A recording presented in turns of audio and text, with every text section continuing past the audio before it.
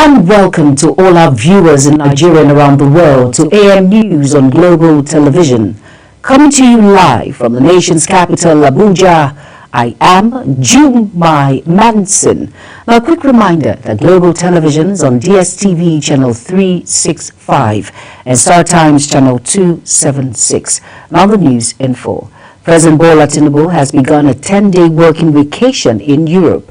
The presidency announced this in a statement signed by Tinubu's Special Advisor on Information and Strategy, Bayo Ononuga, who stated that the president is scheduled to spend the period between France and the United Kingdom before returning to Nigeria at the end of the break. The trip forms part of the 2025 annual leave, with officials noting that he will combine rest with some official engagement while abroad. Northeast governors have urged President Bola Ahmed Tinubu to prioritize the completion of 7 major road projects and resume oil exploration in Kalomani and Lake Chad frontier wells during a meeting at the presidential villa in Abuja. Led by Governor Babagana Zulum of Borno State, the forum listed critical roads such as Kano, Maiduguri, Bama, Mubi, Yola, and Maiduguri, Mungunu, Baga, noting that improved connectivity would boost trade, security, and development across the 6 states. President Tinubu assured the delegation, which included governors of Gombe, Bauchi, Yobe, Adamawa, and Taraba, of his administration's commitment to addressing infrastructure gaps as well as supporting the region's peace and stability. Over now to the Chairman House Committee on Youth in Parliament, Olami Juwonla Alau Akala, has called for constitutional and structural reforms to secure Nigeria's future and expand opportunities for its young population. He made this known at the Nigerian Youth Dialogue to mark International Youth Day in Abuja. The Federal Ministry of Environment has issued a flood alert for 14 states, warning that 43 locations across the country may experience heavy rainfall that could lead to flooding between September 4th and September 8th, 2025. The alert issued by the Ministry National Flood Early Warning Center and signed by the Director of Erosion, Flood and Coastal Zone Management Department, Usman Abdullahi Bokani. The warning comes as the country grapples with dual challenge of climate change and inadequate drainage infrastructure, making many communities vulnerable during the rainy season. To strengthen food production and tackle rising agricultural costs, the federal government, in collaboration with the Federal Capital Territory Administration, have launched the sales and distribution of subsidized fertilizer and other agro inputs to farmers in the territory. The initiative is part of ongoing efforts to empower local farmers and ensure food security in the nation's capital. Over now to Kabir Hassan's report. The launch ceremony in Abuja drew stakeholders, traditional leaders, and farming community who welcomed the intervention as timely support for food production in the FCT. The FCT Minister Nyesom Wike, who was represented by the Chief of Staff FCT Chidi Amadi, says the program aligns with President Bola Tinubu's agricultural agenda to strengthen food security while improving farmers' livelihood. He explained that the input subsidized by 50% will be distributed under close monitoring to guarantee transparency and impact. To officially flag off the distribution and sales of fertilizers at 50% subsidized rates to farmers across the 6 area councils of the FCT. This initiative underscores our firm commitment to food security, agricultural revitalization, and the welfare of our people. These interventions are reclaiming degraded lands, supporting livelihoods, and revitalizing key agricultural sectors. Let me reaffirm that this administration remains committed to building a prosperous, inclusive, and secured city. Our enhanced security efforts are already restoring confidence in our communities and providing a safe environment for agriculture and investment. The chairman of the All Farmers Association of Nigeria, AFAN, FCT chapter, Ephraim Dauda, praised this gesture, describing it as a lifeline for farmers battling the high cost of input.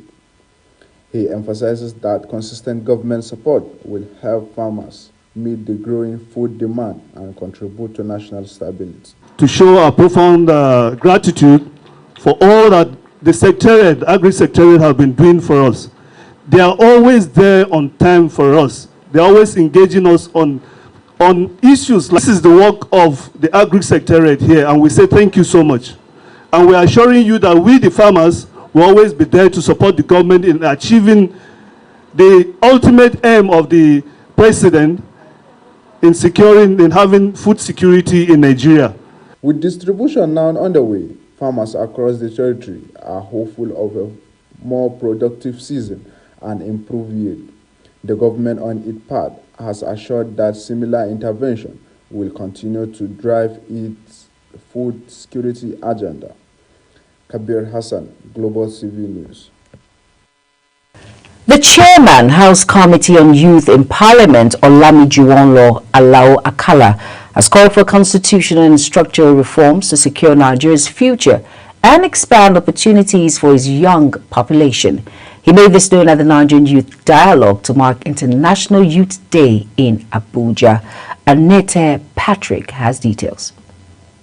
Speaking at the Nigerian Youth Dialogue in Abuja to mark International Youth Day, the chairman, House Committee on Youth in Parliament, Olamijuwonlo Alao Akala, noted that the nation's diversity and evolving realities demand dialogue and consensus building as a pathway to stability and development. Nigeria is complex. In passing a bill is not easy. It's not easy at all. Like for example now, see the way we are seated here now. This even shows Nigeria in one way. From the north, from the southwest, from the southeast, from the north central. So passing a bill, you have to consider everybody's area. Also contributing, Mukhtar Shagaya assured that lawmakers are committed to promoting policies that empower young Nigerians in entrepreneurship, digital innovation, climate action, and governance. He emphasized the need to translate ideas from such dialogues into budgets, programs, and legislation that deliver real impact. As legislators, we remain committed to strengthening policies that empower young people, whether in entrepreneurship, digital innovation, climate action, or governance. Representatives of development partners, including Plan International Nigeria and Action Aid, highlighted the creativity and resilience of young people as critical drivers. For us, really, young people are the priority in all our engagements. Of course, we know that young people make up majority of the population, and in terms of nation building, any direction which we want to steer this nation forward, the young people have to be the pillar. We've heard from the youth what is happening, and that informed the State of the Nigerian Youth Report. So today we are going to launch that report. We are going to dialogue. So it gives us a mirror into reality of young persons across Nigeria, across the 6 geopolitical zones. As Nigeria marks International Youth Day, the message from lawmakers and development partners is clear. The country's future depends on reforms that give young people not just a voice, but a seat at the table of nation building. Anette Patrick, reporting for Global TV. The Minister of State for Agriculture and Food Security, Senator Aliyu Sabi Abdullahi, is asking ministry staff to fully drive the renewed cooperative reform and revamp program.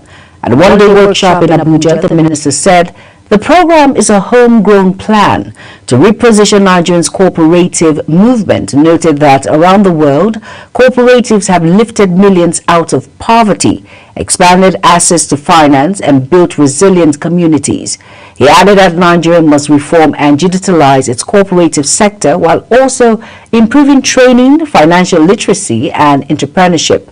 The initiative is designed to build community wealth, promote shared prosperity, and make cooperatives a key force in food security and job creation.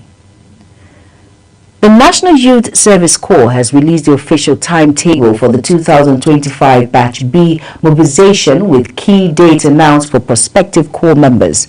The schedule shared on X and its website stated that online registration for foreign and Nigerian trained graduates will take place from 8th to 13th September 2025.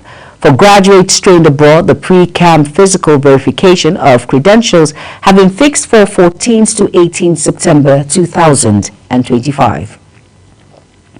Moving on now to the Nigerian Armed Forces, says troops across the country are recording major victories in the fight against terrorism, banditry, oil theft, and other crimes. The Director of Defense Media Operations, Major General Marcus Kenge, made this known while keeping journalists abreast with the operation activities of the armed forces. Kike Lomo Okere completes the report.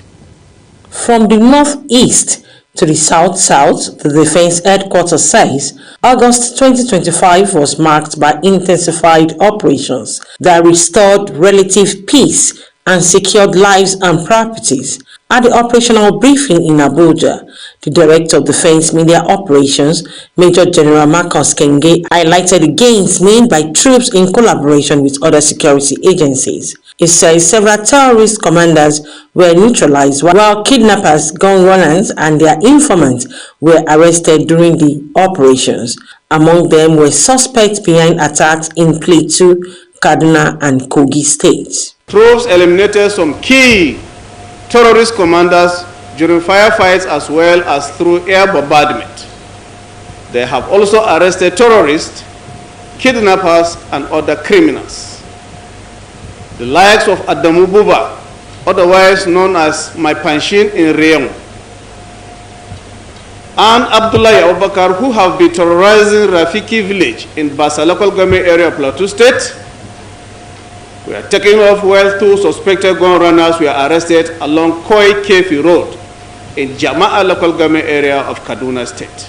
The director reveals that in the south-south, troops under Operation Delta Safe foiled oil theft worth over 545 million naira, destroying illegal refining sites and arresting oil thieves. In the northeast, Operation Adinkai eliminated Boko Haram and ISWAP fighter, dismantled terrorist networks, and enabled displaced persons to safely return to farming. Meanwhile, in the southeast, troops uncovered and destroyed camps linked to separatist elements and recovered arms, ammunition, and explosives. Troops across the theater recovered large quantities of various arms, such as automatic weapons, rocket-propelled grenades, anti-aircraft guns, machine guns, locally fabricated guns, and improvised explosive devices. Also, some cache of live cartridges and assorted ammunition were recovered. On the issue of protest by some discharged soldiers over gratuity and allowances, the Defense Headquarters clarifies that entitlements were calculated based on the wage chart effective at the time of retirement, urging the protesting veteran to act with caution. The armed forces reaffirmed their commitment to defending Nigeria's territorial integrity and supporting civil authorities to ensure peace and security nationwide. Kike Lomo Okere, Global Television News. You are watching the live broadcast of AM News. When AM News returns, Congo confirms new Ebola outbreak in Kassia. Details coming shortly, plus business and sports stories on the other side of this break. Please stay with us.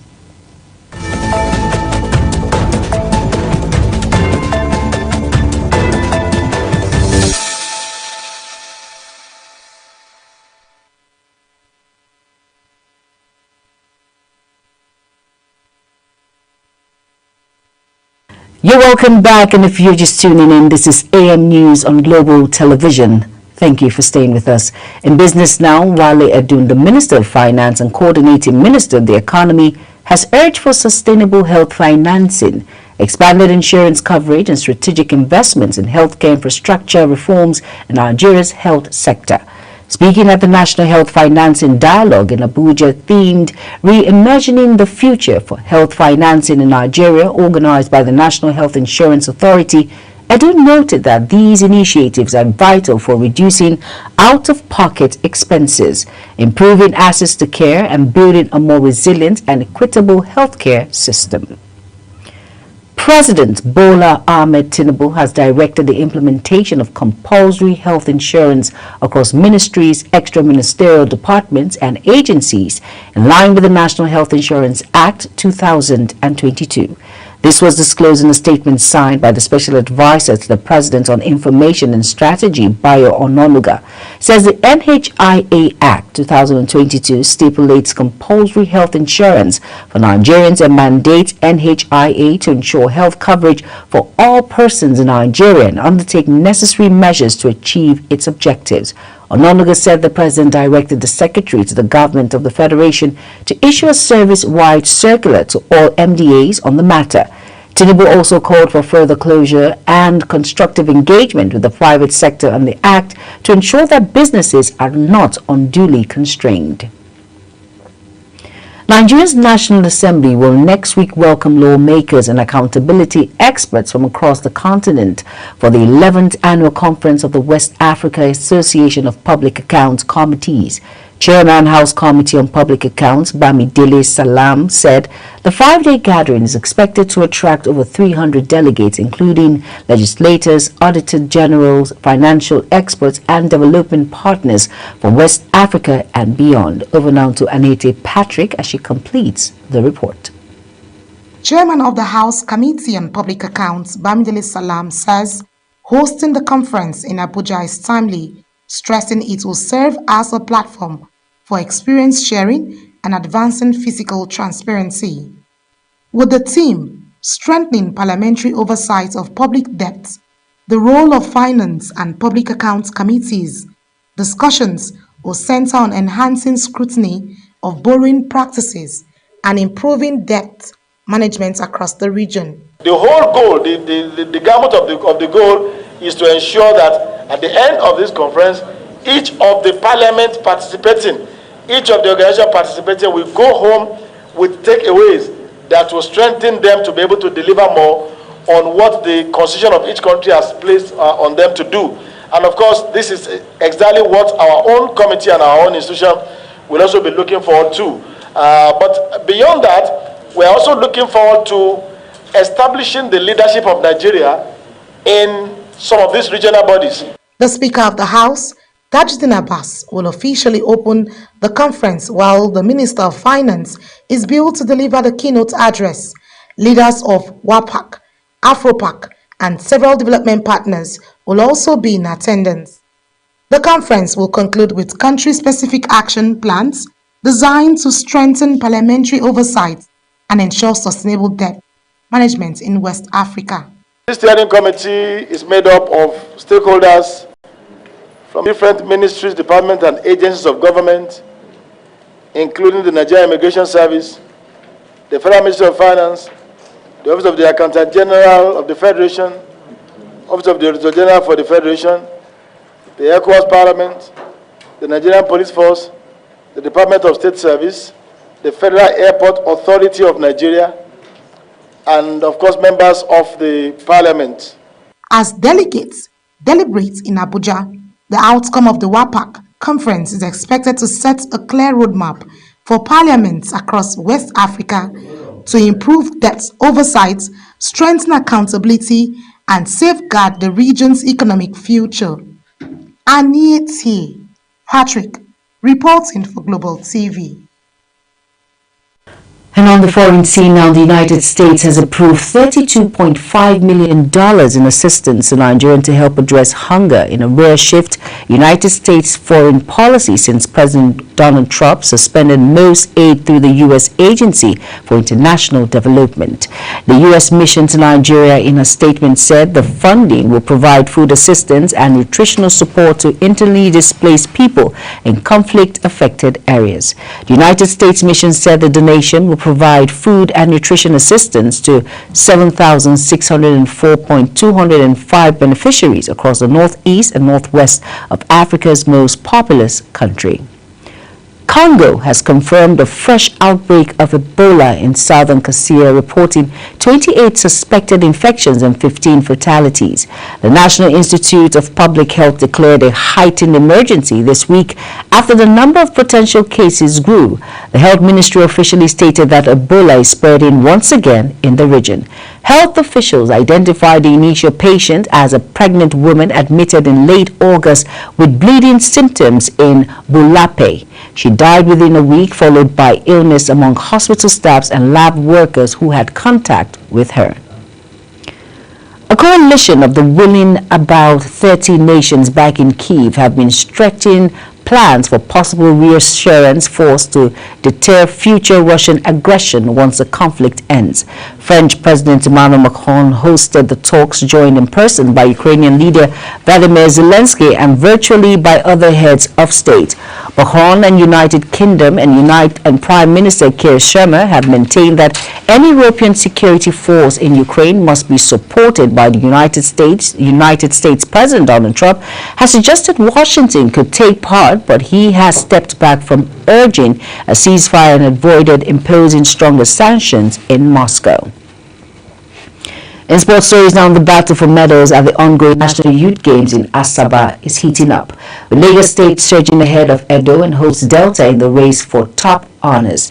Team Lagos tops the medal table with 61 medals, including 33 gold, while Edo trials with 41 medals and defending champions Delta in third with 59. Abia State has also impressed, sitting in fourth place with 24 medals. The games, which continue until Saturday, have produced new records and showcase budding talents, a rising hope for future global stars for Nigeria. Now, ahead of the crucial World Cup qualifying fixture between the Super Eagles and the Bafana of South Africa next week, the Free State Stadium located in Bellefontaine has been cleared to host the clash by governing bodies FIFA and CAF. There have been uncertainty over which venue would host Bafana's World Cup qualifying matches at home after concerns had been raised about the unsatisfactory pitch condition at the Free State Stadium. However, a joint statement from FIFA and CAF eventually gave the arena the green light to stage the match, following further inspections by officials from both governing bodies. Now that's it on Global TV AM News, and here's a recap of our top stories again. Brought to you that President Bola Tinubu has begun a 10-day working vacation in Europe. In business, we brought to you that President Bola Tinubu has directed the implementation of compulsory health insurance across ministries, extra-ministerial departments, and agencies in line with the National Health Insurance Act 2022. And on the foreign scene now, we brought to you that the United States has approved $32.5 million in assistance to Nigeria to help address hunger, in a rare shift in United States foreign policy since President Donald Trump suspended most aid through the U.S. Agency for International Development. And finally, in sports, we brought to you that ahead of the crucial World Cup qualifying fixture between Super Eagles and the Bafana of South Africa next week, the Free State Stadium located in Bellefontaine has been cleared to host the clash by governing bodies FIFA and CAF. Now, a quick reminder that Global Television is on DSTV channel 365 and Star Times channel 276. Kindly follow us across all social media platforms now showing on your screen by using @GlobalTVNG. I am Jumai Manson. Thank you for watching. Up next is Global Morning. Stay tuned.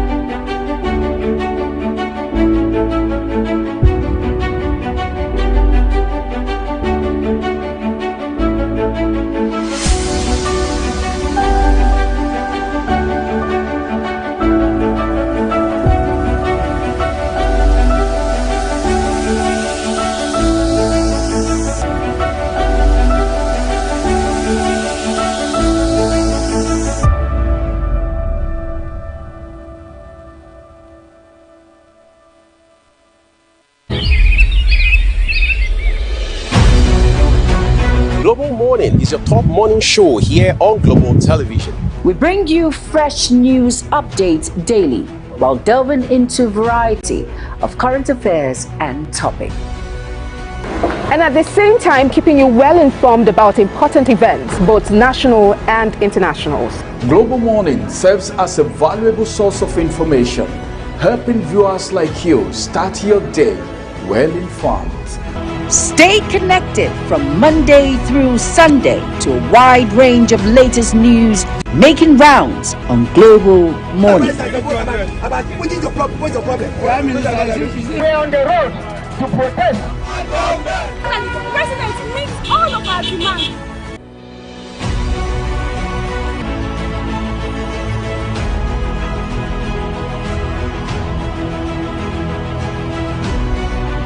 This is Global Morning.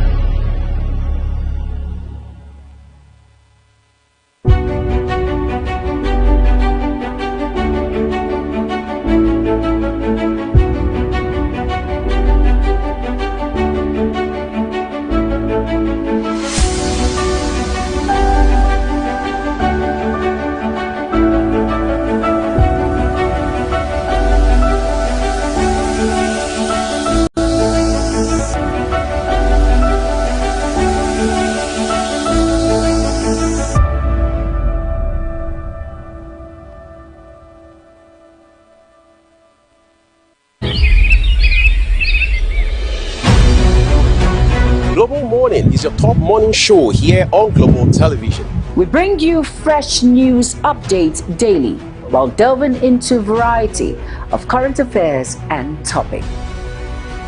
And at the same time, keeping you well informed about important events, both national and internationals. Global Morning serves as a valuable source of information, helping viewers like you start your day well informed.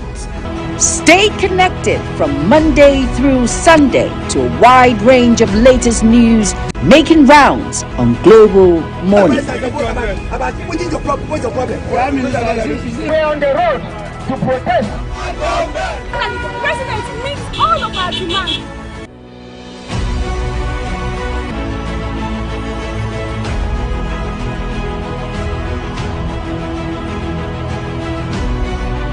This is Global Morning.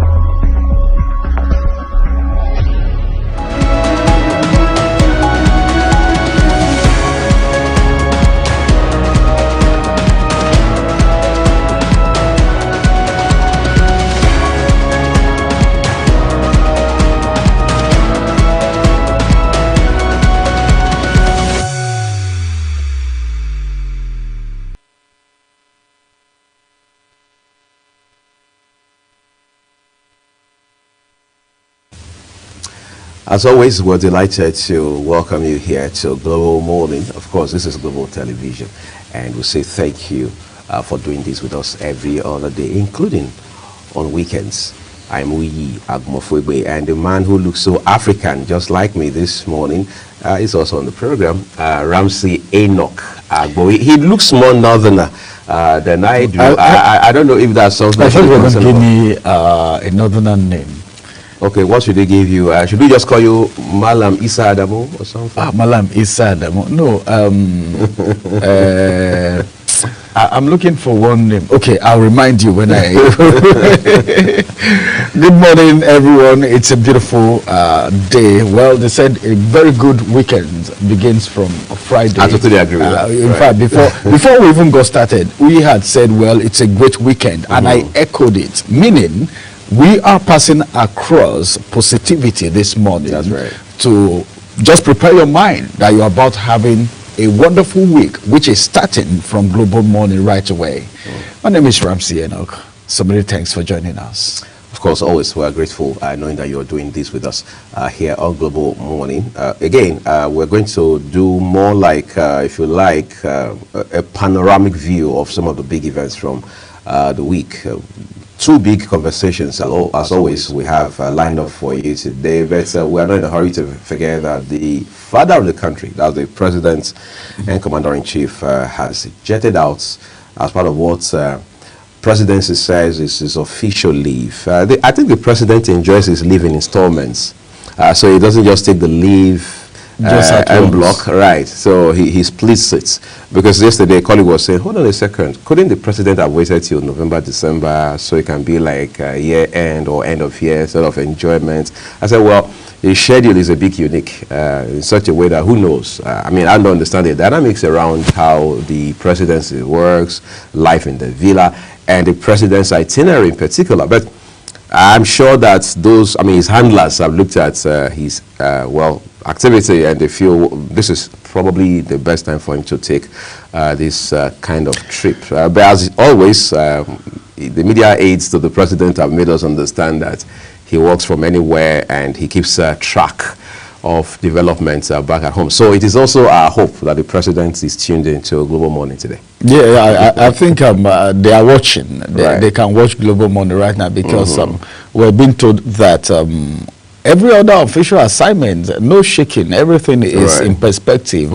And of course, it's an annual leave, and they've told us where he's going to be spending his leave before he returns back to the country. So, in as much as nothing is going to ever go wrong, I think it's in order, at least.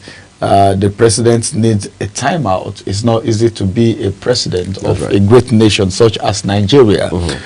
So I'm not surprised.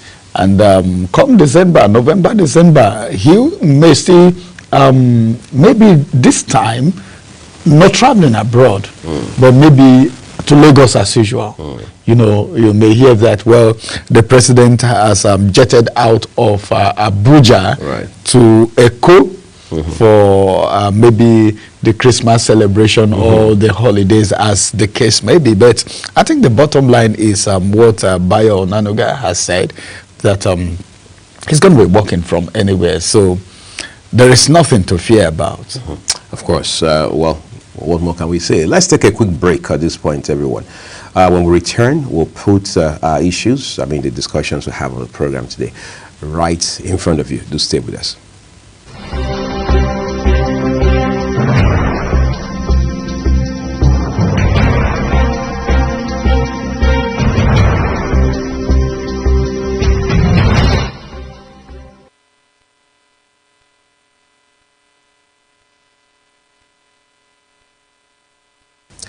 All right, the issue of CNG is again back to the front burner as a conversation. Remember before now, whenever we talked about CNG, most Nigerians, for whatever it's worth, thought some, if you like, palliative or consolation of some kind was already in the horizon, given how much we're buying petrol for at that point in time. But like I jokingly said here in the course of the week about what proverbially we are told that Cocoyam has said to the plantain, all right, it will appear now that there's beginning to be some sort of subtle competition between the price of petrol and what CNG is sold for. Ramsey, yesterday we saw stories, in fact, starting from even the day before yesterday, we started seeing stories around how that the price of CNG has shot up from about 200, 220, where it was before now, to something in the neighborhood of 430, 450, and is beginning to create some sort of concern as to, hold on a second, we thought this was going to be more like, if you like, a contingency or some sort of plan B for those who feel there's need for an alternative to petrol. But it appears we are beginning to deal with an increase such that Nigerians have legitimate reasons to be concerned. I think what we're sold to is, what we were sold to, let me use that word, sold to, is that CNG is a form of a palliative, as substitute for people that cannot be able to buy fuel. They should go do a conversion to the compressed natural gas cylinder, so they can be using that. The first time, it was the scarcity of it.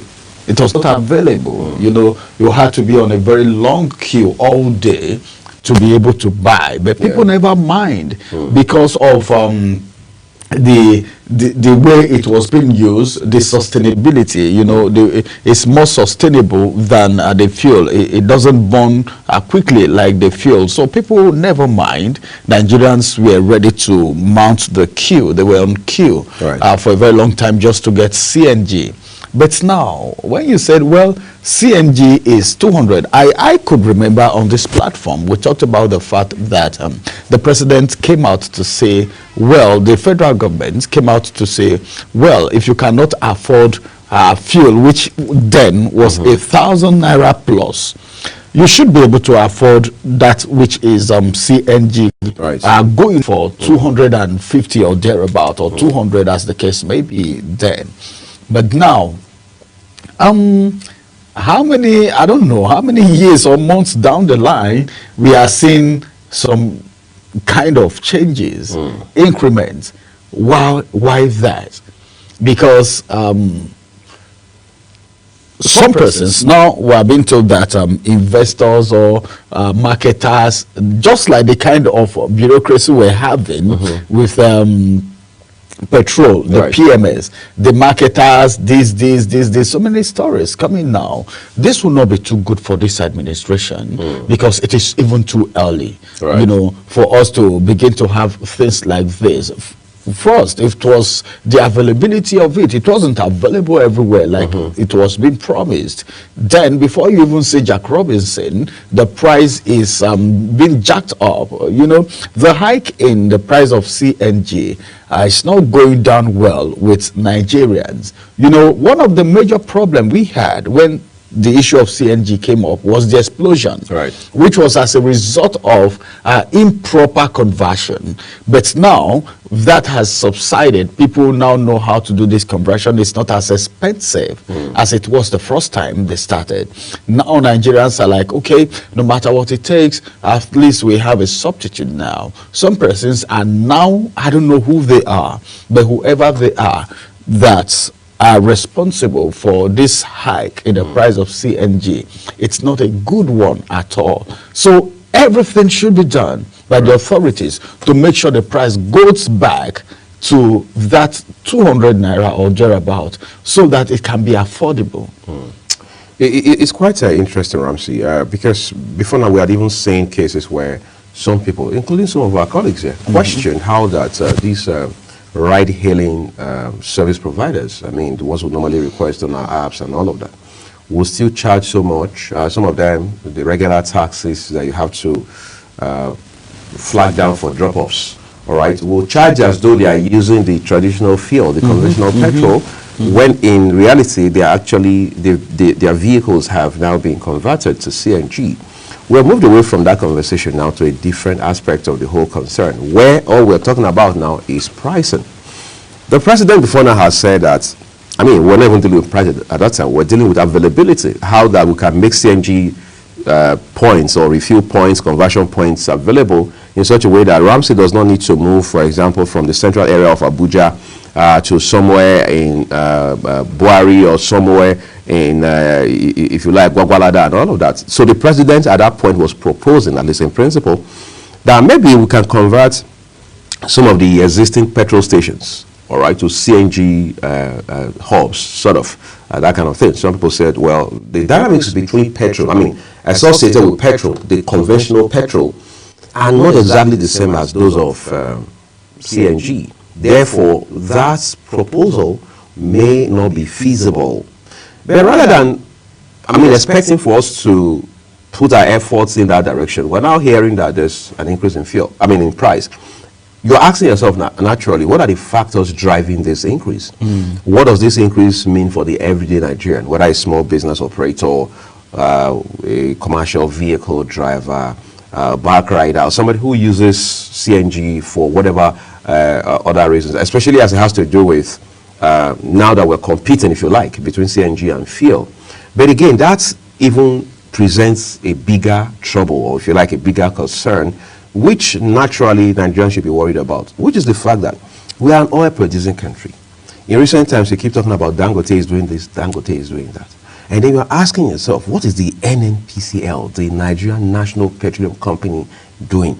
How is it that Dangote, which is a privately owned, privately operated entity, at least for the most part, it is private, even though we understand that the NNPCL has some equity there, is more in the news than the NNPCL. Every time, I mean, when you hear about Dangote Petroleum or refinery, is either you're talking about what it's buying from the US, whether or not crude should be sold to that refinery in Naira, and so on and so forth. But when you're talking about the NNPCL, it is either one person is saying that the NNPCL books have not been checked since 2021. The NNPCL has not remitted money since so and so number of years. The NNPCL has leadership tussle, office politics. The company is derailing. The new GCEO is being witch hunted, and so on and so forth. At what point are we going to be hearing about landmark innovations, groundbreaking ideas, decisions taken by the NNPCL by way of bringing some sort of revolution in terms of intervention, in terms of regulation, in terms of innovation into this industry, whether downstream or upstream. But in all of this, I'm very sure, on a final note, that everybody watching this morning is asking, at what point are we going to feel in practical terms as a country that produces, or well, that has crude? Because at this point it's hard to say we are an oil producing country. Well, I think that's a big question. That is a big question. I wish the people up there will think the way we are thinking. I don't know, sometimes I'm being forced to ask questions. If the people up there think the way the average Nigerians Did they have the same emotions? The same emotions, you know, the same psychology. That's right. The same feeling. Somebody said something. Do we go to the same market? Do we go to the same filling station? You know, by the time you put all of this together, you'll be wondering how decisions are being made. I'm sure there are some ready questions for, to those, answers to those questions, Ramsey. Well, we don't go to the same school. We don't go to the same hospital. We probably don't travel the same class when we fly abroad. So there's no way we think the same way. Right.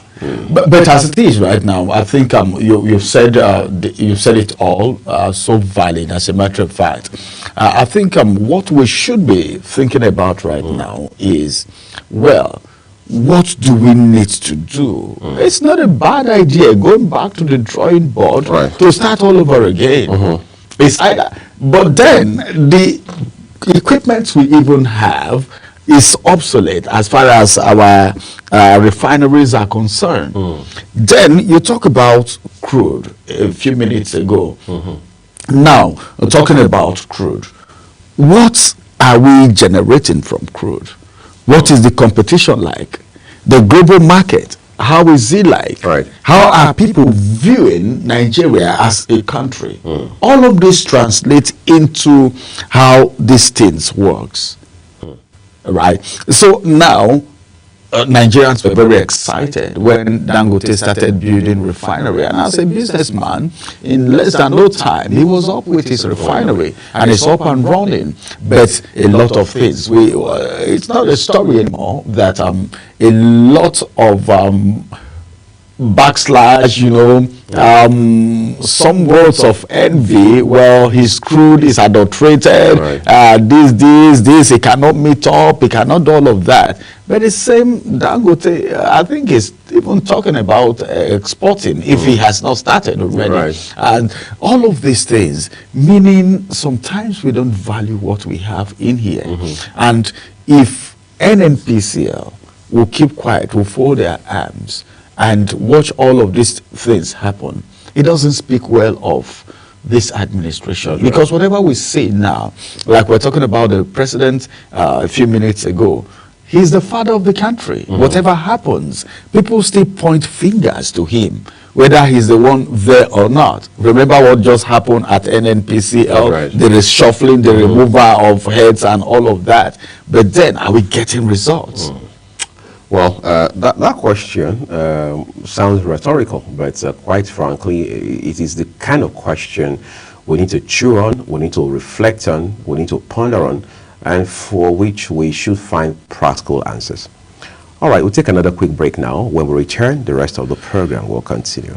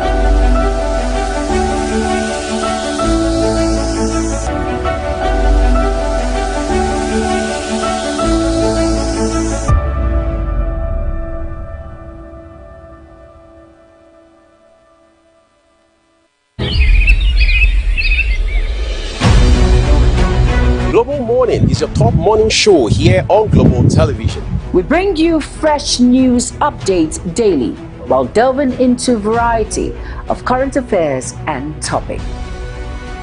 And at the same time, keeping you well informed about important events, both national and international. Global Morning serves as a valuable source of information, helping viewers like you start your day well informed. Stay connected from Monday through Sunday to a wide range of latest news making rounds on Global Morning. What's your problem? We're on the road to protest. And the president meets all of our demands.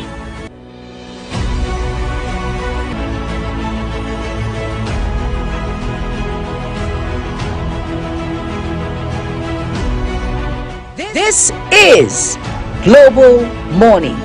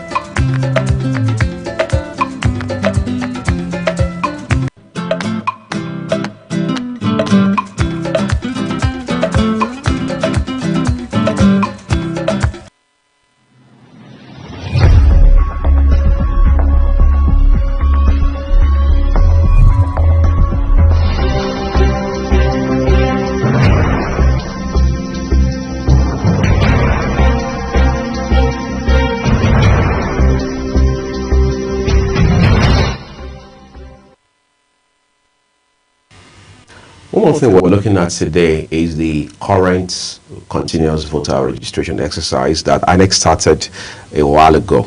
We understand that the window is still very much open for Nigerians who do not have PVCs, or those who have issues maybe around data or they need to move their PVCs from one point in the country to another to also do so right now. But then there has been issues around apathy as well.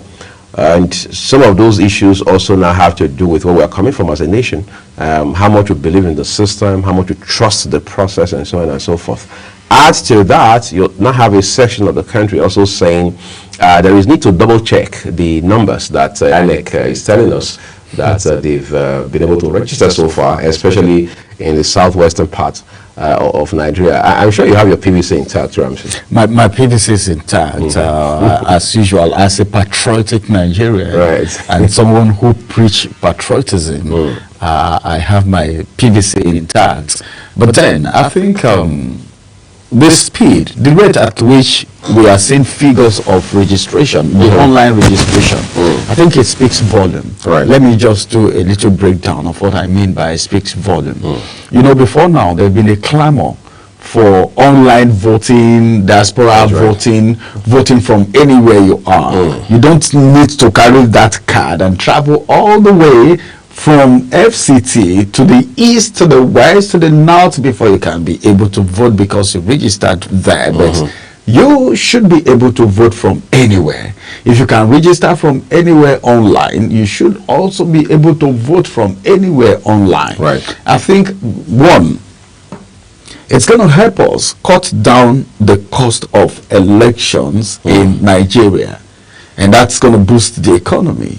I know internet will still need some persons to actually be gatekeepers and all of that, even if we are doing the voting online. Yes. But then there have been a clamor of that. If we can do registrations online, instead of having that long queue, sometimes you stay all day and you are not even able to register. You see attitude from some of the officials who are doing the registration and so many things. But all of this has been bypassed now because of the online registration. A lot of people do registrations online. It doesn't cost you anything. You can just on your phone there take whatever slip, if there is need for it, take it to the business center, take it to the printer, you just print it out, you have your card, you have your voter's card. If we must use that, but then if we're going digital, we should go fully digital. Right. And the rate at which people are embracing this online registration should also pass a message to INEC and the federal government that online voting is possible. Right. So they should, in 2027, I feel they should look at it. Remember how much we spent on card reader in this country. Did it work? No. I could remember even the president then had issue with the card reader, if you could remember. In 2015. In 2015. That's right. In his own constituency, in his own polling unit. In Bayelsa State. That is the number one citizen of the country. Right. So the failure even started from there. That's for card reader. What about beavers? What was not told about beavers? Of how reliable it is. I think I had the opportunity of hosting the man in charge of education, voter education at INEC. You know, I hosted him a couple of times. Festus Okoye. And of course, he said so many things. The kind of experts involved, the training people who are going to be handling beavers are undergoing. But at the end of the day, we still had glitches. So now, I don't know what INEC is going to be proposing in 2027, but then the idea of online registration is yielding result. For me, that's what I feel. Because under 24 hours, you can see the figure. In just 24, 48 hours, everyone can see the figure. Is up there on the internet. You can actually Google it to see. Then you begin to talk about diaspora registration. In 2023, we heard that some persons traveled all the way from abroad to come cast their vote in Nigeria. What if it is being made possible for people abroad, Nigerians who are duly registered with their national identification numbers? They can actually vote from the diaspora. It's going to boost our democracy to an extent, because that in a way builds confidence.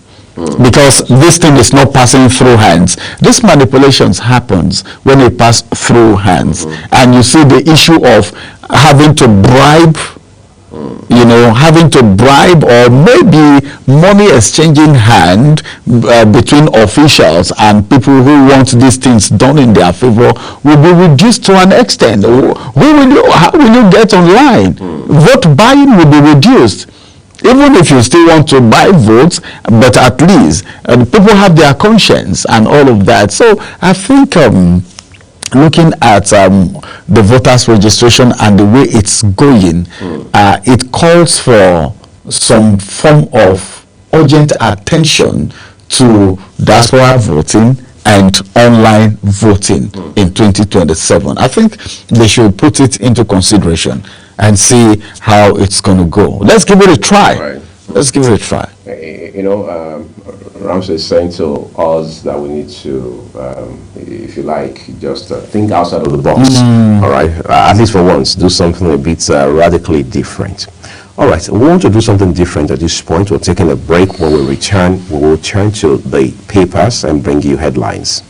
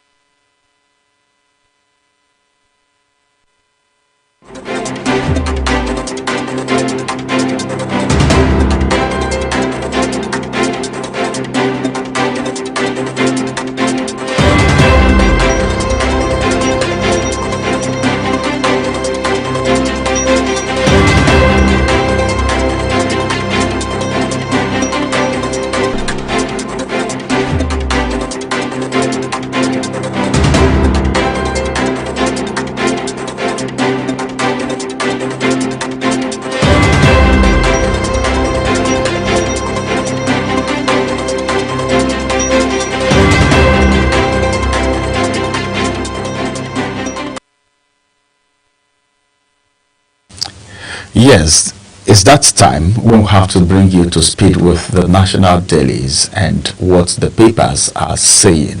You know, you deserve to know, and that's the reason we are here, beginning from the Nigerian Tribune this morning. Let's look at some of the major headlines. From the Nigerian Tribune, Obi tackles Tinubu, that's above the nameplate. That's non-oil revenue target is the kicker. Then the story says Obi tackles Tinubu. Then two riders to that story. Wants president to suspend new tax regime. Says leadership is about reducing burden. Alright, could that still be an opposition statement? That's left to you to decide. Showdown looms between Aida Tiwa, local government bosses on FAC fund. I think the local government autonomy needs to be talked about. The implementation, Nigerians have been waiting. Is it ever going to be implemented, or do we have it implemented in some quarters? All of that is worth talking about. Now to the big story on the Nigerian Tribune, and this one says most Nigerian politicians not dependable. This is a politician speaking. That statement is credited to the former president of the Federal Republic of Nigeria, His Excellency Goodluck Jonathan. He said most Nigerian politicians are not dependable. We talked about that on the desk a few days ago, and of course he's re-echoing it right now as if we knew. But then I think what this calls for is prove yourself. If you're dependable, prove yourself. Nigerians are waiting. We are here. So if you want to go against what the former president has said, just prove yourself. Some riders to that story, and quickly it says politics in Nigeria is about betrayal. This one said they will tell you something this minute. In the next one they say another thing, he adds. That's Jonathan still speaking. And that's the reason he said they are not dependable. According to the Amnesty International, they said 1,844 killed in southeast Nigeria between January 2021 and June 2023. Details read on page 3. Tinubu embarks on 10 working days vacation, departs for Europe. Details on page 13. Lagos government warns over looming environmental collapse of lagoon. One rider to that story, and it says commissioners condemn illegal dredging. Details read on page 13. And now to other stories on the Nigerian Tribune, and of course this one is going to be the last. It says Osun Algon raises alarm over alleged plot to divert local government funds. Some writers to that story want CBN governor to investigate how the bank opened local government account with APC members as signatory instead of civil servants. Right, then the second writer says their submission lacks merit, should be ignored. Osun APC is the one saying that, and of course that's coming from Algon. That's the size of the headlines from the Nigerian Tribune this morning. As we move to the next paper.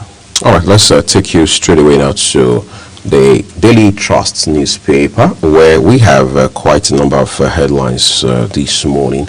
Just immediately beneath the nameplate of the Daily Trust's top left corner, it says, as soldiers resume protests over unpaid entitlements. One probably is now forced to ask, when will this protest by ex-soldiers come to an end? Tinubu departs for Europe on 10-day vacation. How I was betrayed. Jonathan, that's the one that Ramsey made allusion to a while ago from the Nigerian Tribune.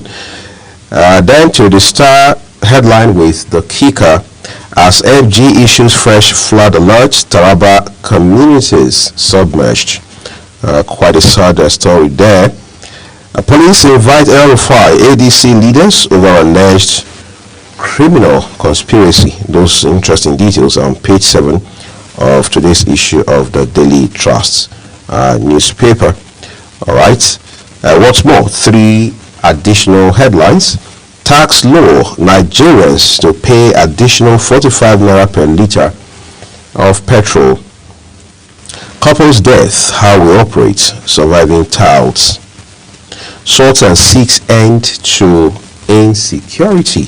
Well, that conversation is definitely ongoing. All right. Well, those are your headlines this morning from the Daily Trust newspaper. But then I was going to just raise concern about something that sticks out for me here. Have you noticed that the former president, Dr. Goodluck Ebele Jonathan, has been talking somewhat lately compared to the way he had been the last 1 decade? He seems to be speaking out more these days, lending his voice to issues of national importance, trying to drop hints here and there about circumstances around his loss in 2015. Who knows where his heart now is? Because I've had to ask some senior PDP members, both on camera and off television, to say, look, is Dr. Goodluck Ebele Jonathan still a member, heart committed member of the PDP? This is not just about holding membership card of the PDP. Is he still a member of the PDP? Because I'm curious, like many Nigerians, when last was he seen at rallies that have to do with maybe PDP members during campaigns, leading to election and all that? When last was he seen at any of these meetings, these crucial meetings called by the leadership of the PDP?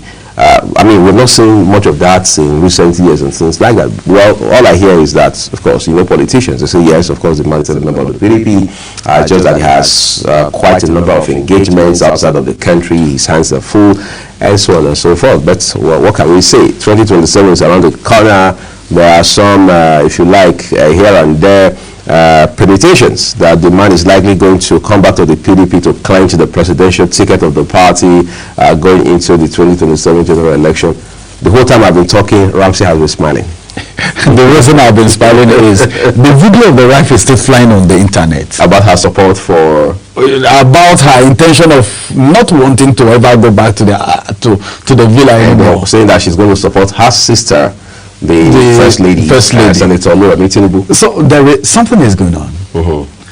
Politicians, you can't really predict them. Once a politician is forever a politician. Okay, it's like it runs in the DNA. That's what I think. That's what I think. Because, like you said, lately, Jonathan started speaking.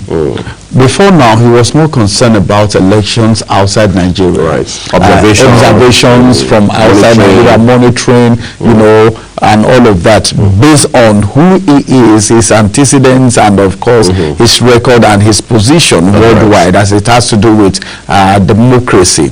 Now, the statement he's making now, for you to say, no politicians are not dependable.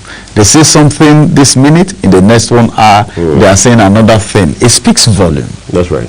It speaks volume. And it takes a wise man to understand wise statements, wise words, But I don't see Jonathan coming to contest. And him not identifying with the People's Democratic Party has a question mark. Because I've been part of some of their meetings, some of their NEC meetings, BOT meetings, and all of that. I've not seen him in any. Right. The fight going on, the up and down in PDP, I've not heard him come out to say, well, this is where I am, this is where I am. And as it is right now, the issue of convention is still on. He has not even said anything about his party. Some persons are saying, well, some persons are even thinking if he's going to be part of the coalition. Some persons are saying, what if Jonathan is being fielded as the presidential candidate of the People's Democratic Party alongside Peter Obi? Right. All these are speculations. Like you say, permutations are going on, seriously. But then, politicians cannot be predicted. He's speaking now. He's not been speaking, but he's speaking now. Just like we talked about the former President Olusegun Obasanjo. Right. At a point, he will be quiet. Then once in a while, he will drop the bomb. And then send a letter. And send a letter, an open letter, or write a book. So politicians, Nigerian politicians, you need to take a lot of time to study them and know what they are up to. But I tell you the truth, 2027 is not what we're thinking. Well, I think that's food for thought, really. Those are your headlines from the Daily Trust's newspaper this morning. Our next port of call will be the Punch newspaper, and Ramsey has those headlines for us. All right, quickly, let's go straight to the Punch newspaper and see the major headlines there. Above the nameplate, a federal government seek fresh 81.75 billion World Bank loan. I heard the president saying borrowing will be reduced or something, but then some persons will argue that there is no country that doesn't borrow. But then what are these borrowing being made for? Is it for capital projects or is for what we cannot really place our fingers on? Now, new parties seeking INEC registration surged to 171. Jonathan blames betrayal for 2015 election loss. I heard RFI saying, well, they should go and ask Jonathan of what happened in 2015. That the same thing may repeat itself in 2027 when he was talking about his opinion. He was airing his opinion that the 2027 election might end up in a rerun because a winner is not going to emerge in the first election because of the tally that is going to happen. Looking at it's going to be a neck-to-neck, head-to-head. And in the rerun, the current president will not be there because he's not going to match up. Well, in fact, politicians, in that interview, I was busy laughing. This is somebody that sang a praise, just like Jonathan is saying now, sing the praise of somebody during a campaign, electioneering a year, and then in 1-2 years down the line, you are condemning and all of that. Well, let's see how it's going to happen. But Jonathan is blaming betrayal for 2015 election loss. Oshun Algon challenges a CBN over local government account signatories. Then Vision says a panic as 5 bodies found along Lagos riverbank. Train derailment sparks NRC reorganization. That's necessary. I think Blessing Ono was saying something about that, the one chairing the committee, and she has called the Chinese company involved and of course those in charge for questioning. I think we're waiting for that. This is not common. Train derailing is not something that is common, and for it to happen in Nigeria after you've promised Nigerians that at least instead of having issues that the roads are bad and all of that, we need to go by train, travel by the train, and this is happening. It's not a good one, so the authorities need to do something about it. Kudos to Blessing Ono, who has risen to the occasion to say, well, these things must be investigated. All right, now let's move to other stories right here. This one says CBT, that's the Kika, WAEC mandates 250 computers, CCTV for schools. That's coming from the WAEC body. Now to the big story. Afenifere northern leaders demand state police amid delays. The president is already on top of his game. 2 riders to that story. Federal government defense delay. Says security reforms undergoing due process framework with states. Then the second rider says Afenifere NBF PANDEF insists state policing overdue.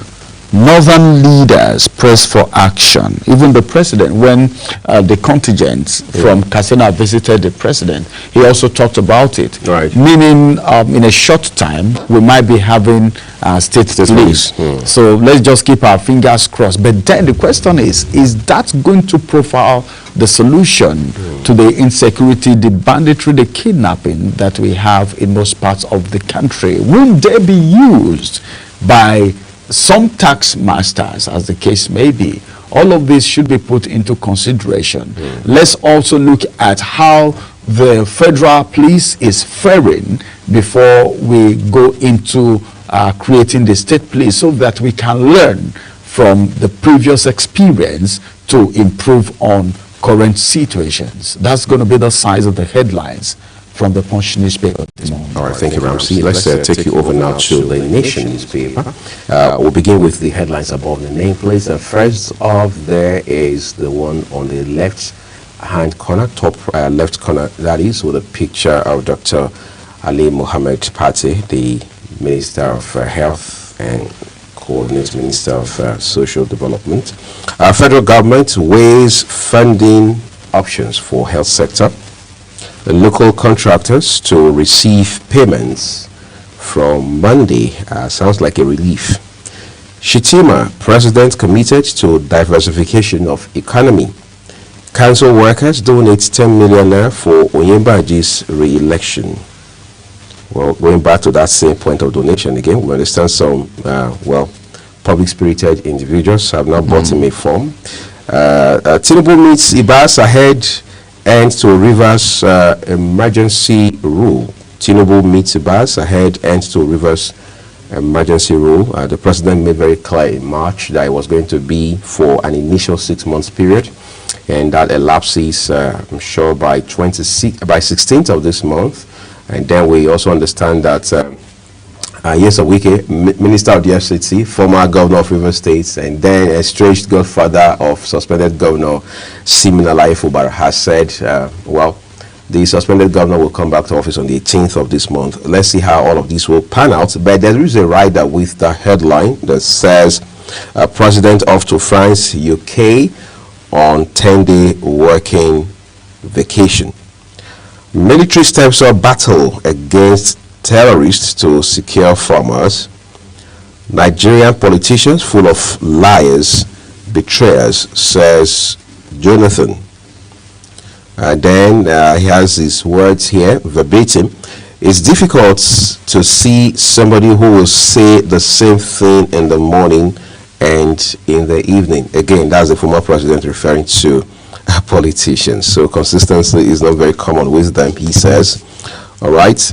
Olawepo Hashim supports groups resurrecting PDP zoning regressive. I will contest for president, he says. And then finally, on the foot of the paper, says Italian fashion designer Giorgio Armani dies at 91. Yeah, those were people who changed the narrative their own way across the globe.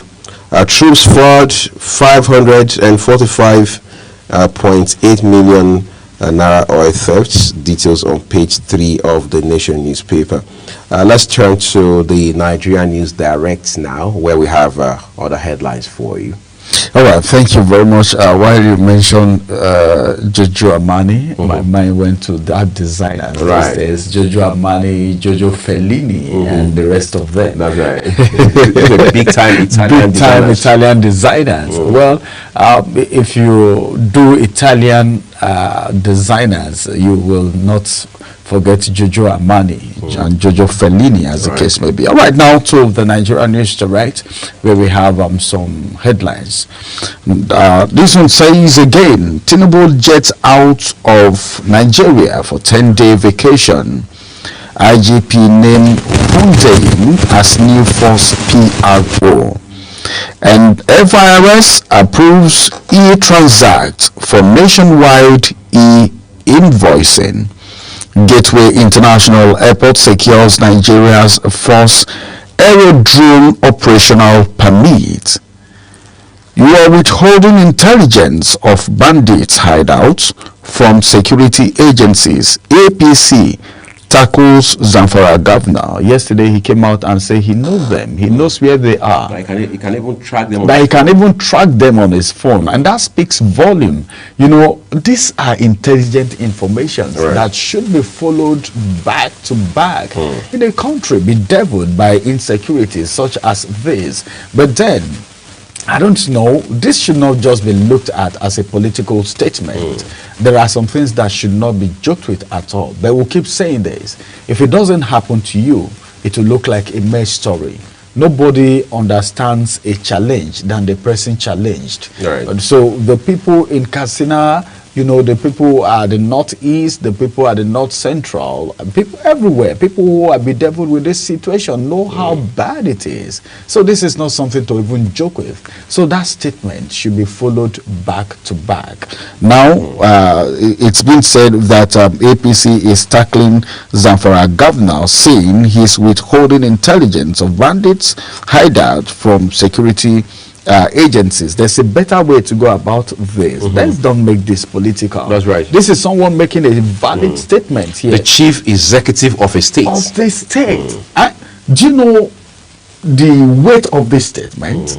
That he can even track them on his phone. So what are we waiting for? This is more like a problem known, and we should be half solved. So I don't think this should be looked at as a political statement where someone will say, well, let's tackle him. He's not giving us information. There's a better way to go about this. These are intelligent informations. If we really want to tackle the security situation in the country. Now, let's move to the big story, which is going to be the last from the Nigerian News Direct, and it says, I was betrayed during 2015 election defeat. That is coming from Jonathan.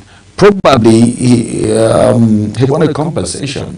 I don't know what that means. Maybe getting a ticket from one of the parties. Or does he really want to come back? Some persons will tell you, even if you give Jonathan a free ticket, he wouldn't want to return back as the president of this country. But politicians, I don't think they think the way some Nigerians are thinking. But then 2027 is just somewhere here. Let's keep our fingers crossed and see how all of this is going to unfold. That's the size of the headlines from the Nigerian News Direct. All right, let's turn to the Guardian newspaper for you. On the Guardian, we begin with the star headline for you this morning. It says how bias for sports entertainment reinforces school NASCAM myth. This is quite disturbing. How bias for sports entertainment reinforces school NASCAM myth. And then you find well, quite a number of images there to help push this story. But above that, we have 3 additional headlines. Tinubu embarks on 10-day working vacation in Europe. 80 million Nigerian youths jobless, 1,500 schools shut in 2 years, says report. You can read details of that report on page 3. And then here it says, World Health Organization, African Union tasks Nigeria on 2001 declaration, 20% public health spending. All right. What more do we have? ADC Audu Obi faults Tinubu's fiscal triumphs as cruelty over compassion. The police summon El-Rufai ADC leaders for alleged conspiracy. What does that even mean? Well, read details on page 6 of The Guardian. Retired soldiers' protests lacks merit. Defense headquarters insists. Osho Algon accuses CBN of sabotaging LG payments. 70% of telecom downtime linked to energy issues. Well, that's a report that has a picture of the commissioner of, and the minister, I should say, the Minister of Communications and Digital Economy, Dr. Bosu Tijani, says 70% of telecom downtime linked to energy issues. Of course, it's a no-brainer that you can't run business smoothly without energy. For a country like Nigeria, where even in 2025 we still have not been able to guarantee uninterrupted power, it shouldn't come as a surprise when we hear that 70% of the downtime we we witnessed or that we have to pay for or suffer, whether it has to do with calls, texting, or even internet data. Now we're told is directly linked to energy-related issues. You know, that's the reason you realize that sometimes, I mean, you and I will use the same, for example, service provider. We live in maybe the same area, not necessarily the same neighborhood. You'll be surprised, I have service full-time, you don't have service. Not because, I mean, you have committed any offense, just because there probably is power issue with the facility that serves your own area, and it happens like that the other way around most times, and you're wondering what kind of situation is this. But now we are beginning to learn that 70% of these instances are directly linked to energy-related issues. I'm sure that's all we have from the Guardian newspaper this morning. We'll now let Ramsey take us through the Daily Times newspaper. All right, let's quickly flip through the Daily Times newspaper and see what the headlines are saying. A federal government to commence payment of debt owed local contractors. This is coming from the Deputy Speaker. And as soon as I saw this headline, something came to my mind. Must there be protests before actions are being taken in Nigeria?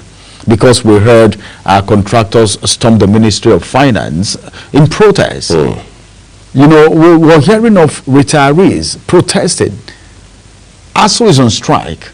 You know, lecturers, everyone protests everywhere. No wonder there is this policy coming to address the issue of protest. Well, let's see how all of this is going to go. But then this doesn't speak well of the nation. The world is watching, and that's the most important thing. But then I think it's good if these contractors are being paid. These are people who are shouldering a lot of responsibility in a dwindling economy. I witnessed a lot of betrayers during 2015 elections. That's coming from Jonathan. We already had that on most of the papers. Jonathan is speaking, and let's see where the speech will end. Both Nishab, that's the kicker. Labour Party demands robust legislation, stricter regulation of waterways. Nigeria seeks economic diplomacy agenda to empower women and youth. Details on page 11. Troop arrest over 62 terrorists in 42 towns, villages in August. That is coming from DHQ, the Defense Headquarters.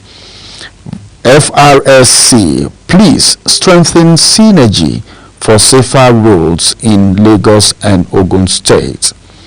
And then this one says UNICEF confirmed receipt of 300 million naira pledge of 1 billion naira from Bauchi government for CNF.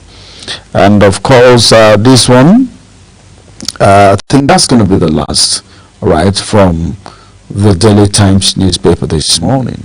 All right. It means it's time we move to the New Telegraph for you. The New Telegraph here from the very top of it. It says Edo, that's a kicker on the New Telegraph. Edo, federal government committed to projected 10 billion SCF gas production. That's a cubic feet production. 10 billion naira standard cubic feet gas production. Nigeria is a country rich in gas, but what are we doing with it? What are we getting from it? Well, so some of the questions that will likely be answered if you read up details for yourself. African Airlines at crossroads, 80% of routes unserved. That's according to IATA. Right, one here has a picture of the governor of Niger State, Umar Bago. Niger bans religious preaching. Imams, pastors to obtain license before evangelizing. Why is this kind of policy coming up? Well, details await you on page 27. Annex says 2.8 million voters will elect Anambra next governor. Number of associations seeking registration and now 171. All right. Nigerian Air Force, 15 terrorists killed in devastating Sabisa airstrikes, says every successful strike draws lasting peace closer. Sounds quite relieving to hear that. Then the Star headline tells us states' revenues have more than doubled since subsidy removal, according to the federal government, with about 3 riders accompany that story. Even PDP governors are happy with Tinubu. APC North Central chairman say, as ADC accuses government of monetizing hardship, false revenue claims, 5% fuel tax. Leadership not about imposing burdens. Obi. Well, Tinubu departs for Europe on 10-day working leave.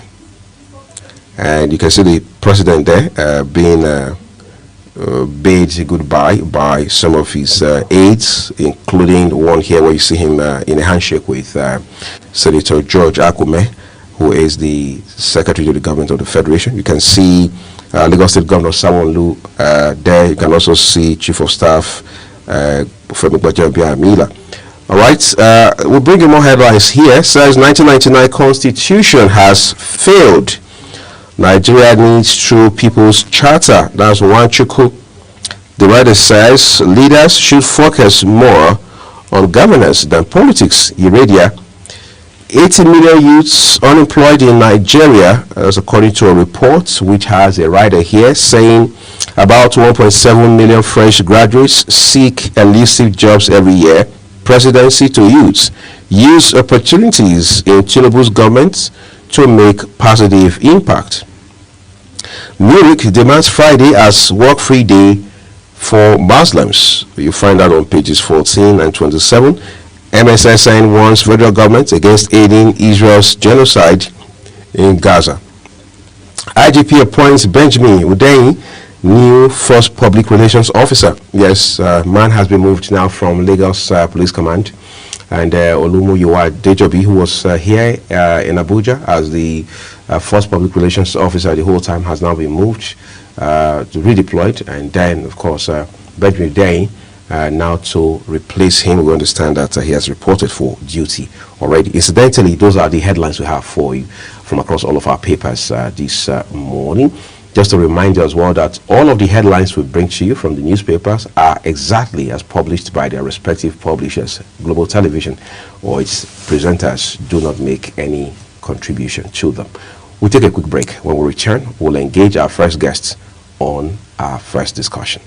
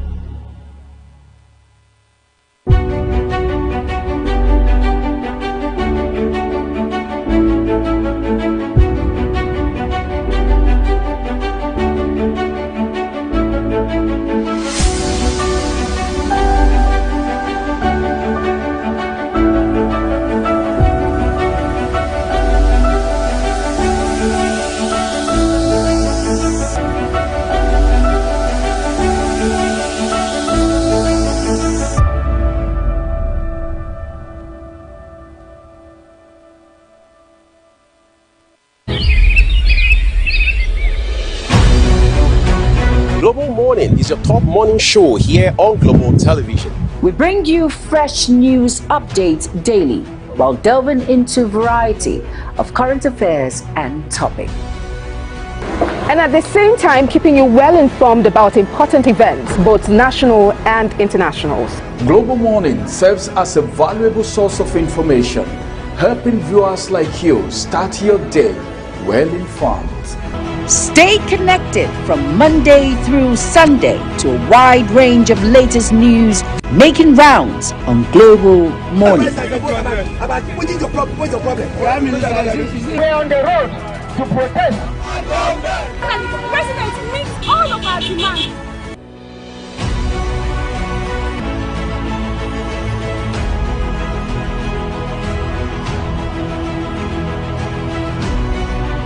This is Global Morning.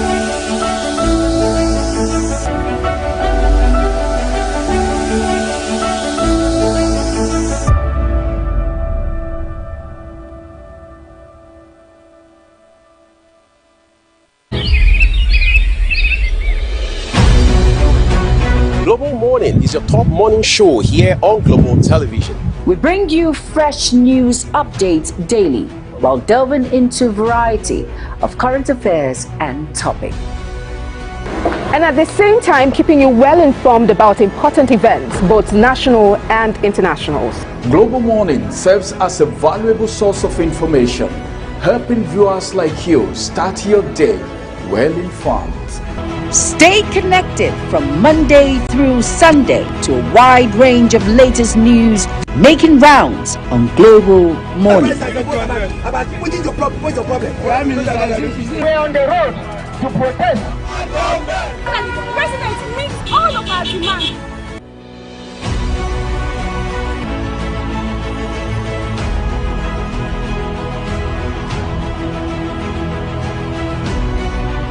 This is Global Morning.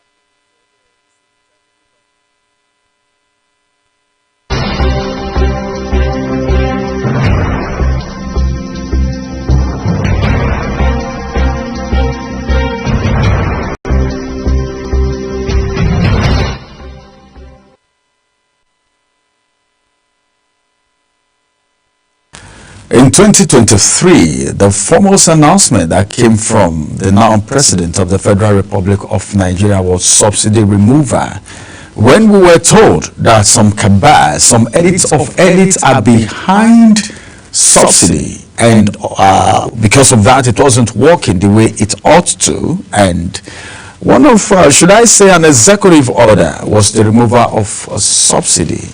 And almost immediately before the end of that event, the price of PMS had already skyrocketed. There was a hike everywhere, and Nigerians went through so much.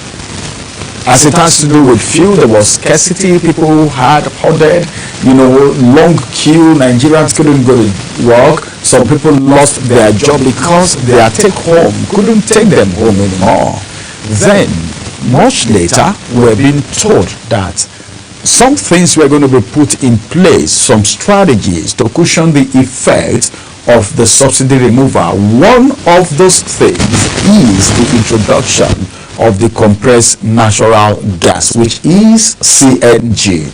Yes, first of all, it was the conversion. A lot of people wanted conversion, which was a major problem. People couldn't convert.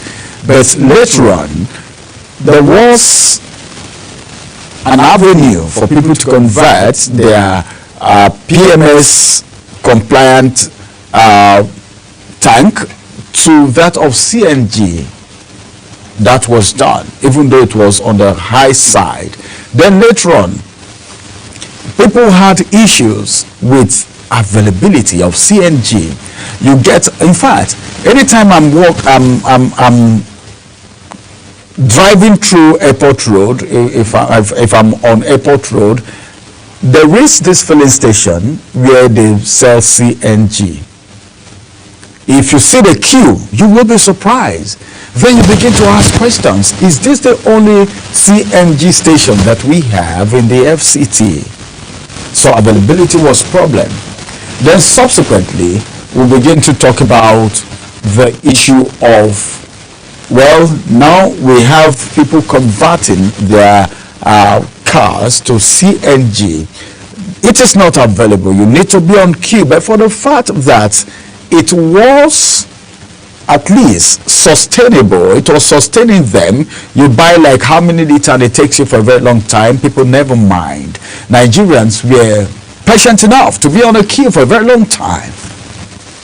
Now, there is a hike in the price of CNG. Contrary, let me use the word contrary to what we were told from the beginning, because the president came out, the federal government came out and made it clear that the essence of CNG is not compulsory to use the PMS. If you can't afford PMS, you should be able to afford at least CNG.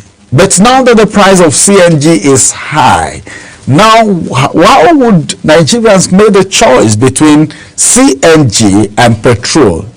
All right, my guest will be joining me, a public affairs analyst and a political philosopher. He will be joining me on the program this morning as we talk about CNG, the hike in the price of CNG. The president is out of the country right now on vacation, but Nigerians are here saying, hey, we can't afford CNG anymore like you promised us. Let's go to a quick break. After this break, I will have my guests join me as we get into the conversation. Stay with us.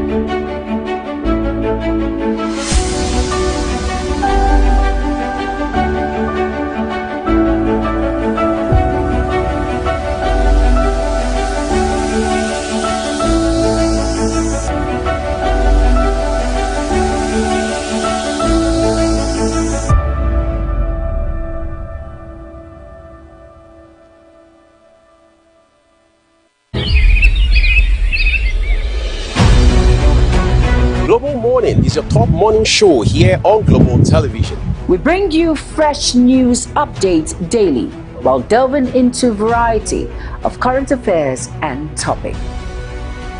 And at the same time, keeping you well informed about important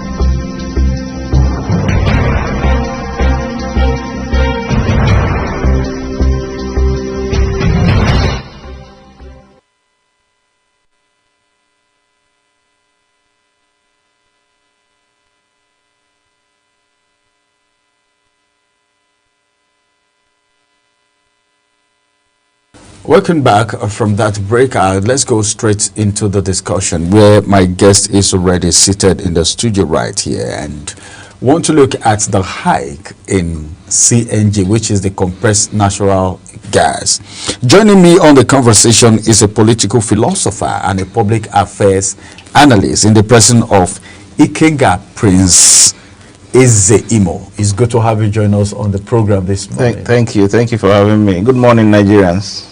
Yes, you know, one of the foremost things that this administration promised us, the federal government said it categorically, that at least if you can't afford PMS, you should be able to afford CNG, which was around 200 and something as at that time. But now there is a hike in the price going to as high as 300 to 400, 450 and thereabouts. What would you have to say about this? Is it that there is some form of betrayal? Well, you know, this is why you have Nigerians find it very difficult to believe government. It's not just about this current government, but even successive, the previous ones and the subsequent ones. Nigerians will find it difficult to believe them because you see a whole lot of departure between what was promised and what becomes reality at the end of the day. One wonders, indeed, where does the money saved from the stoppage of subsidy, where does it go to? Because that was part of the promise, that if we stop subsidy, certainly PMS will go high, then there will be a substitute, which is CNG, that will cushion the sufferings of Nigerians. But you see, at the end of, for instance, how many filling stations? You see, I live in Kubwa here in Abuja, and if I'm going to work, each morning I'm going to work from my base to the central area here. I think there are only 2 filling stations that actually sell CNG. And you see a whole lot of lineup. You see how long the queue will be. For me, it does not even make sense. I would rather go and buy fuel than standing for a whole day in order to get.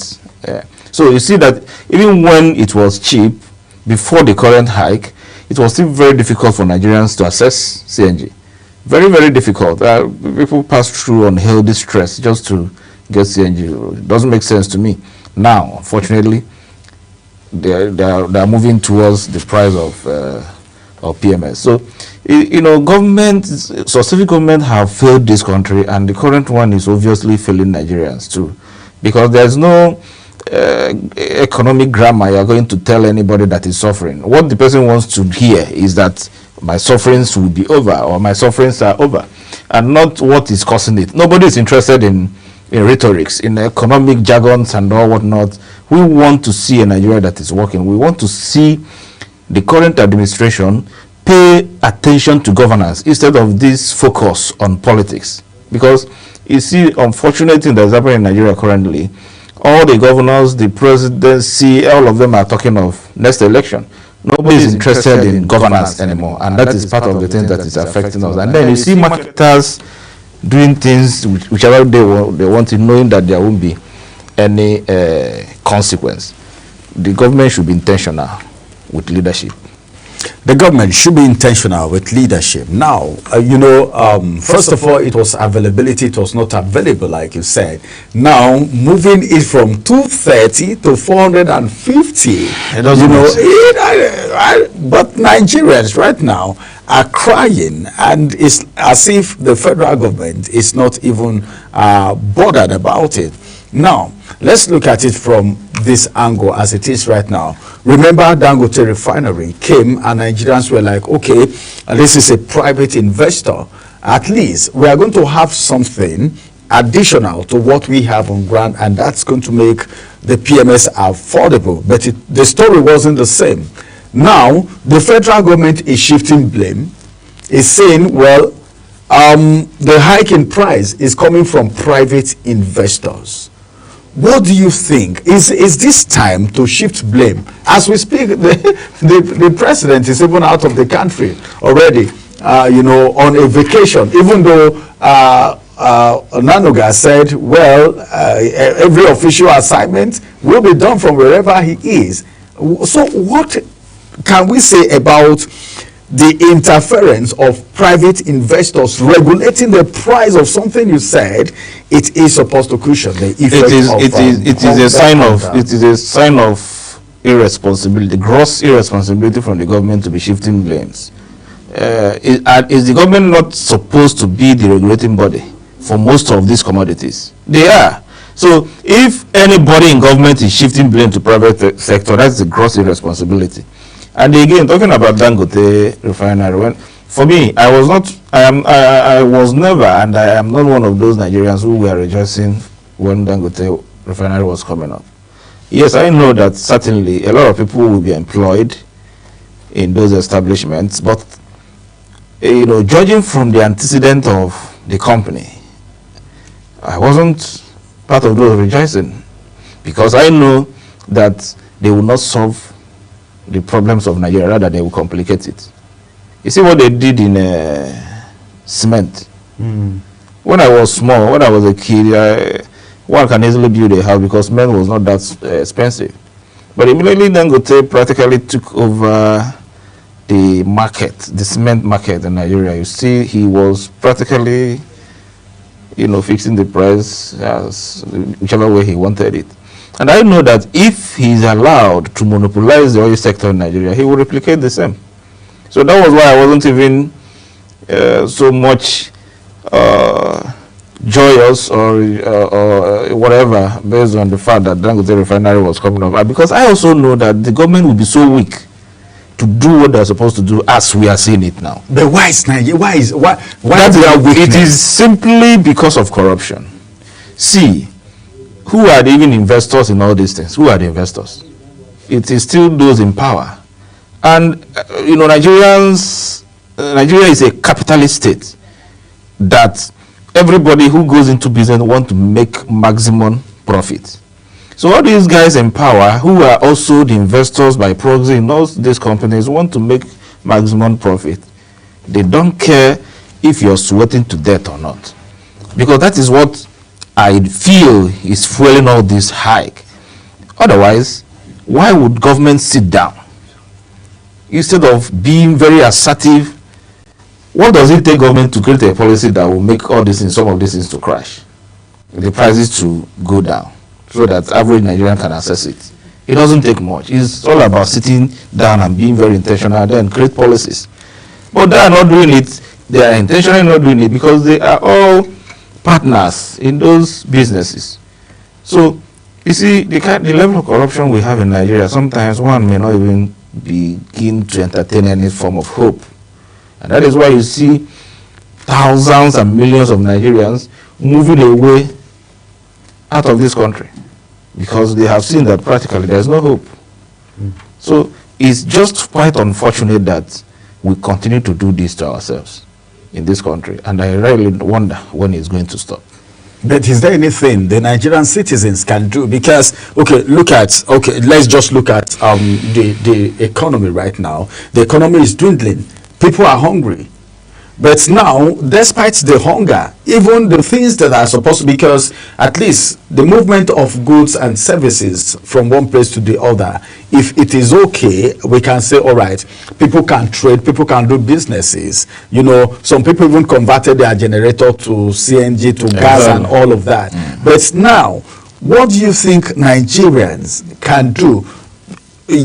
Was it yesterday also, we saw that contractors protested in front of the Ministry of Finance, and today on the papers we saw that their monies is about to be paid.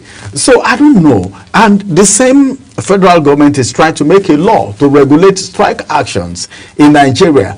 Some persons are saying all of these things that are happening, the average politician is even thinking of 2027, not what is happening now. Of course, all of this put together, what is the way forward for Nigerians? Because the average Nigerian man's hand is tied. Unfortunately, we may not even do much because Nigerians are very resilient people. We are very used to suffering.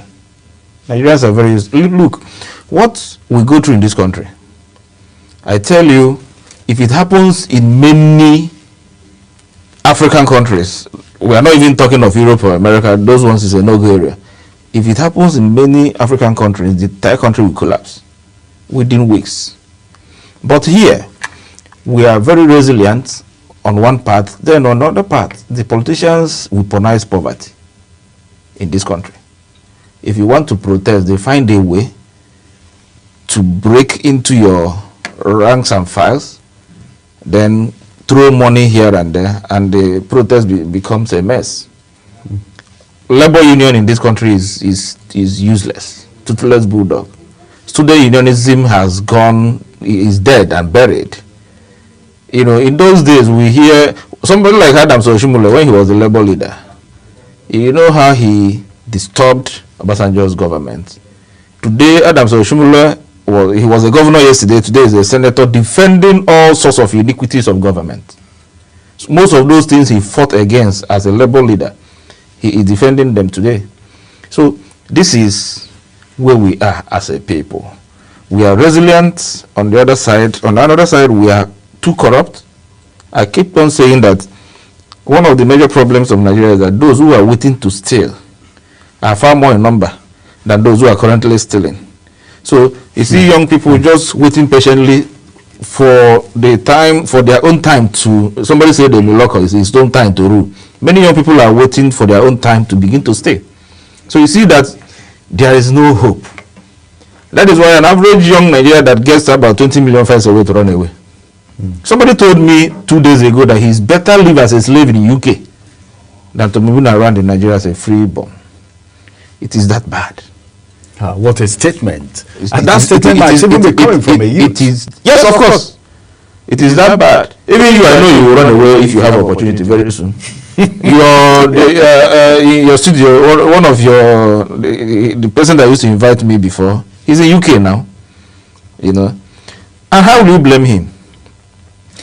Tell me, how many civil servants receive 500,000 naira today in Nigeria? How many, apart from very senior civil servants? But that person who received 500,000 naira in today's economy is a poor man, a very poor man. You see, each time I'm leaving my office, I do carry civil servants who live around my area free of charge. And the kind of conversation they have, I get frustrated. You now begin to wonder, these junior civil servants, the very junior ones, how much do they receive? And these junior ones are compelled to come to work every other day. And for them to move from their base to central area here, every day is 1,500, about 1,500 thereabout, only coming. The same thing going. Multiply it by the number of days they go to work in a month. Compared to the salary they receive. You now begin to know that these people is actually living out of God's mercy. In fact, it is a miracle that some Nigerians are living. It is a miracle. Because, you know, we are also very porous religiously, that we begin to look for miracles here and there. That you are living in Nigeria, surviving and waking up, sleeping and waking up is a miracle on its own. You don't need to go to anybody's church again to seek further miracle. It is that bad. And that is a sign of a failed state. It's unfortunate. So as it is right now, the politicians will keep saying so many things. Even Jonathan this morning on the papers, like we'll talk, you just said the same thing that Jonathan is saying, because you said Nigerian politicians will tell you one thing, and at the end of the day, what you see in reality is different. Jonathan also came out this morning on all the papers to say, well, politicians are not reliable people. Somebody of his category, you know, somebody of his pedigree, as a matter of fact, says that, then having told Nigerians that the price of CNG is going to be constant, is going to stand and cushion the effect of the subsidy removal, which has resulted to the hike in the price of petroleum. Putting all of these statements together, which now is going the other way, what do you think of Nigerian politicians like Jonathan have said his own? For your own perspective, what is your assessment of the Nigerian politician? Because politics continues. We're just waiting for 2027. After 2027, democracy still continues. We'll still have these people elected and re-elected, and this continues. Are we going to continue like this? What's your perspective? You see, the problem of Nigeria is not just about the politicians. Was it Davis there? I saw the professors protesting, and one of their inscription was, "We retire into hunger." Is a Nigerian professor saying that he retires into hunger. And one thing that came to my head was that these are the same people that rig election for politicians. Yes, it is Nigerian professors that rig the election for politicians. You remember what happened in Abia State in 2023, where the VC of FUTO, Federal University of Technology, or whatever, refused to rig the election in favor of the PDP. The election that brought in this current governor, LSOT.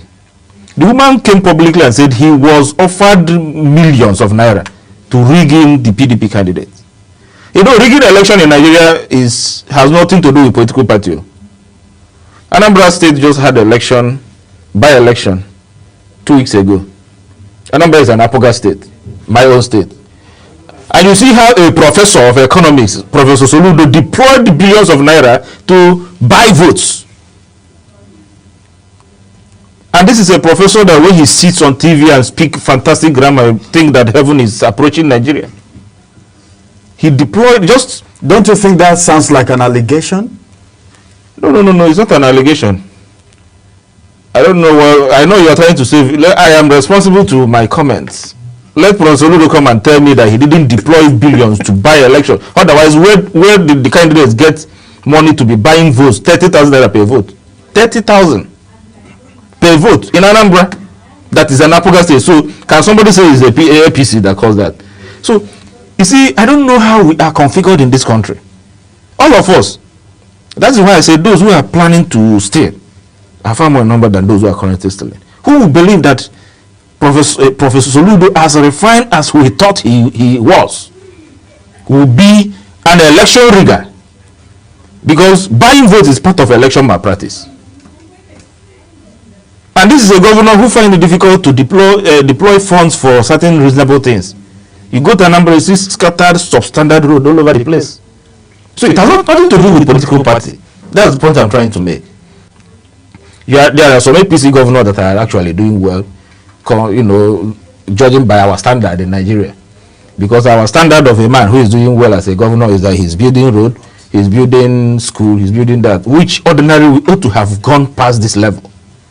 But we are still there. So the problem, I don't know whether it is in the air we breathe in this country or our atmosphere, or I don't know whether the God that created us is actually different. That all of us are just so irresponsible when it comes to, administration of Nigerian state.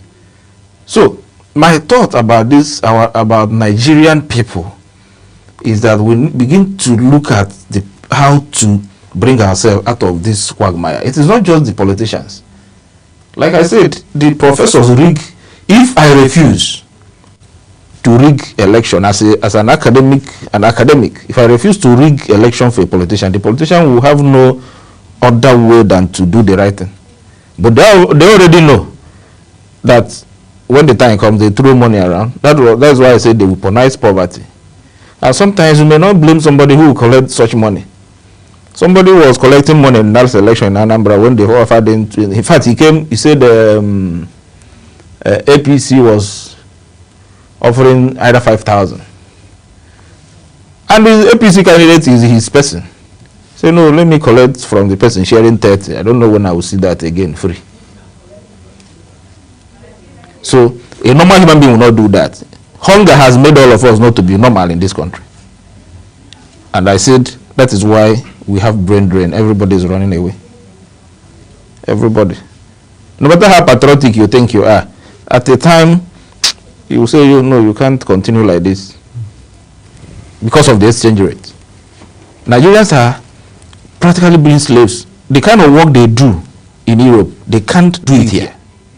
But because of the exchange rate, they do it, and then when they exchange a couple of dollars or a couple of pounds to naira, the person will begin to build upstairs here and there. So why wouldn't we run away? The whole Nigerian youth are running away. And I am surprised it is not bothering these politicians. Well, it's not supposed to bother them. Their own children are not here too. It's unfortunate.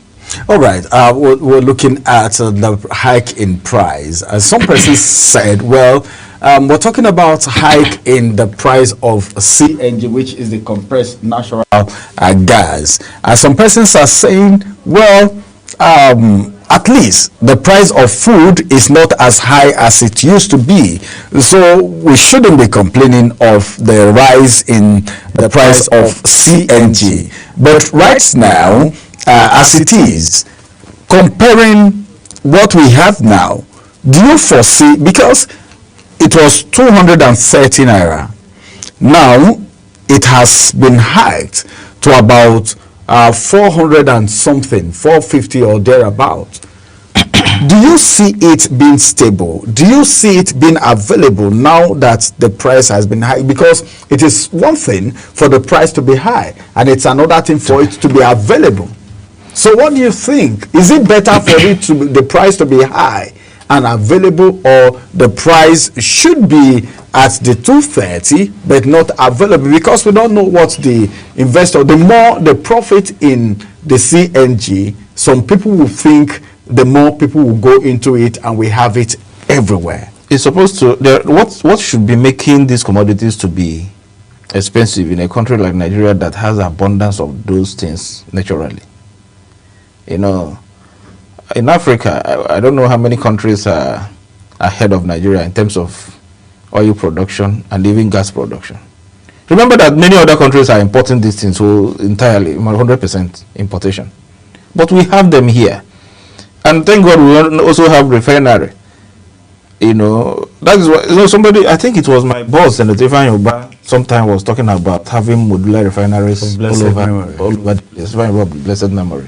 That if we have those small refineries, I think the problem of shortage of oil will reduce. But remember that within the build-up of 2023 election, P2B asked a question. He said that, he's very good with statistics. I'm not very good in statistics. He gave a statistics of the number of barrels of oil that they produce daily in Nigeria compared to what is consumed. And he asked a question, who and who are drinking the rest? Because comparatively, what is produced is far more than what we consume. But the government or the regulators keep telling us that we don't produce enough. But Peter said, no, we produce much more enough, but they steal it, they export it, and then give us all form of rhetorics. So, Nigeria as a country that produces all these things naturally is not supposed to be in any form of lack. So, to answer your question, the Nigerian people should understand that they are the employers of these people in government.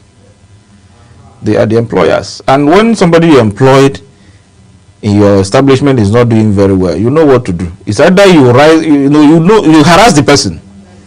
You harass the person within the frame of whatever that is legal, so that the person will sit up. Then subsequently you sack the person.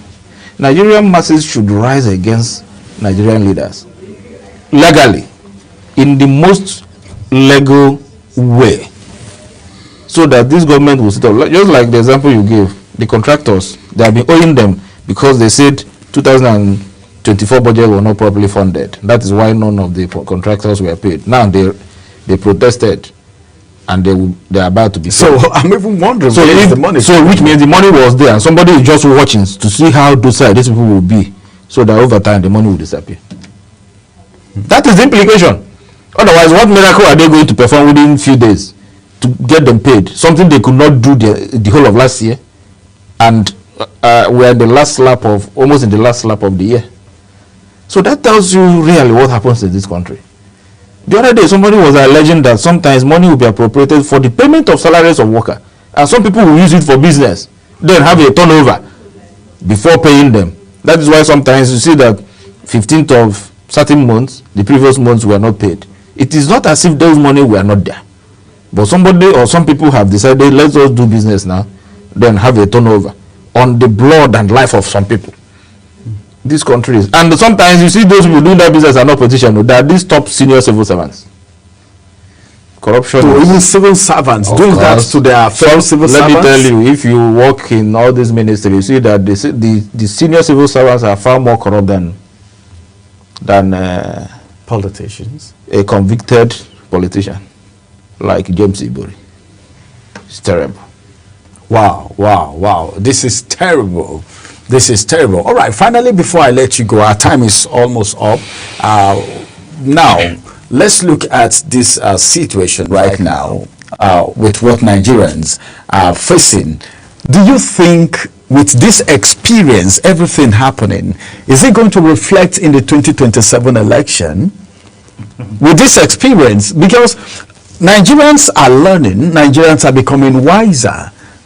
That's what I think. But then, is it going to reflect this wisdom garnered by Nigerians based on the current experience, the hike in the price of food and services, the price in the hike in the price of CNG, which is not supposed to be according to the promise of the federal government? All of this put together and what the politicians are saying, do you think this having any impact in the way we choose our leaders henceforth? It should have, but the question is, will it have? As a very informed person, I am worried about 2027. The reason why I'm worried is this. I have looked at the lineup of people who are telling us they want to chase Tinubu away. And I keep asking myself, what new thing does this person have on the table for us? Because practically all of them have been within the corridors of power since 1999. Even Chibike Amechi said that, I think it was Chibike that said he has never worked anywhere. It has, from local government chairman to chief of staff to Speaker of the House of Assembly to governor to minister. All this while, you ask yourself, what magic did he perform in all the positions he occupied? Our revered Alhaji Atiku Abubakar, who is behaving as if the doctor prescribed presidency for him. He has been from custom boss to vice president and all that. and he was made to be in charge of privatization during Obasanjo's term, what actually did he do? How did he handle that responsibility? Then our own brother Peter Obi, who comparatively did well as governor of Anambra State, judging from the reality on ground, the way we cast votes in Nigeria, can he make it? So these are things, the factors you put together, you now begin to ask yourself, do we really have hope? Is it not even better to have Asiwaju finish? Well, like I said, politicians in Nigeria weaponize poverty. In 2027, cash will flow in the streets of Nigeria. And people, like I said, somebody voted against his own friend or against his own person because he saw that a particular party, Apuga, was sharing 30,000. He abandoned his party and collected the 30,000. That is what is going to play out in 2027. And you see, we are watching people going around borrowing money now. And we are not seeing the effect of those borrowing in the economic reality of today's Nigeria. So where are those money? You will see all this money, they will come out in 2027. All right, all these monies will come out in 2027. Our time is up. Well, this conversation is not something that would end anytime soon. Many thanks to our political philosopher, Prince Ikenga Ezeimo, for joining us on the program this morning. Thank you for coming around. Thank you. Thank you.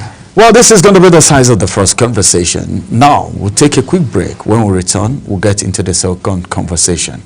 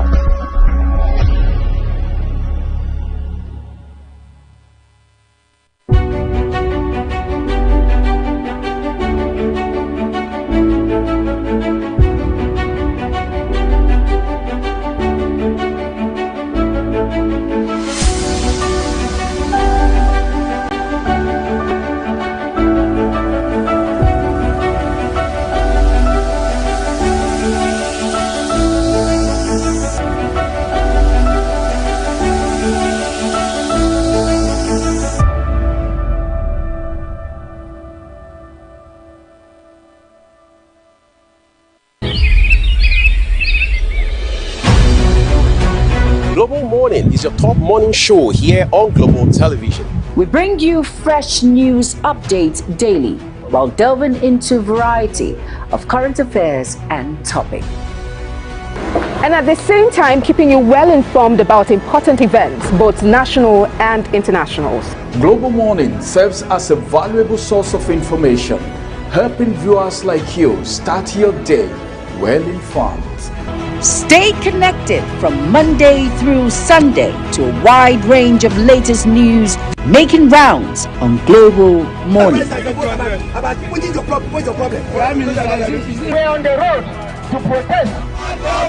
And the president meets all of our demands.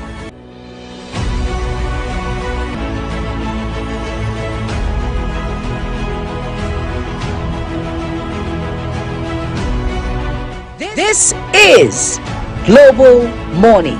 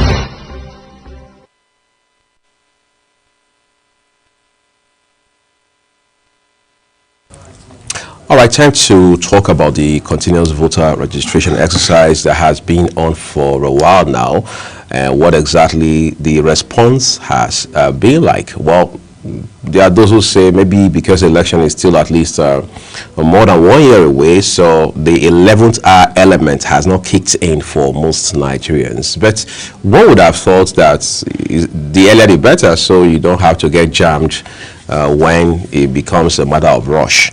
However, there has also been the concern around whether or not Nigerians are as enthusiastic about this process as they would have been expected to be. Given the economic hardship in the country at the moment, what the electoral process has been like, all of the glitches regarding elections, and then, as a matter of fact, the evolution of democracy in itself. But it is quite an established fact. As a matter of fact, it is a reality that you cannot vote in an election unless, of course, you have a permanent voter card. Incidentally, again, you cannot have a permanent voter card unless you register. Duly register, that is, to get one. So we want to look at these developments and what the implications are for not just democracy but for our electoral process in particular. Again, now that the conversation about the 2027 general election is becoming rife, and in between we have a few off-cycle elections up until that time: Anambra, Ekiti, and Osun. This morning I'm joined by someone who I can authoritatively refer to an expert when it comes to election matters, whether it's monitoring or observation. James Ugochukwu, thank you for making our time to be on the program today. Good morning, thank you for having me. Let's begin with this CVR, I mean the continuous voter registration.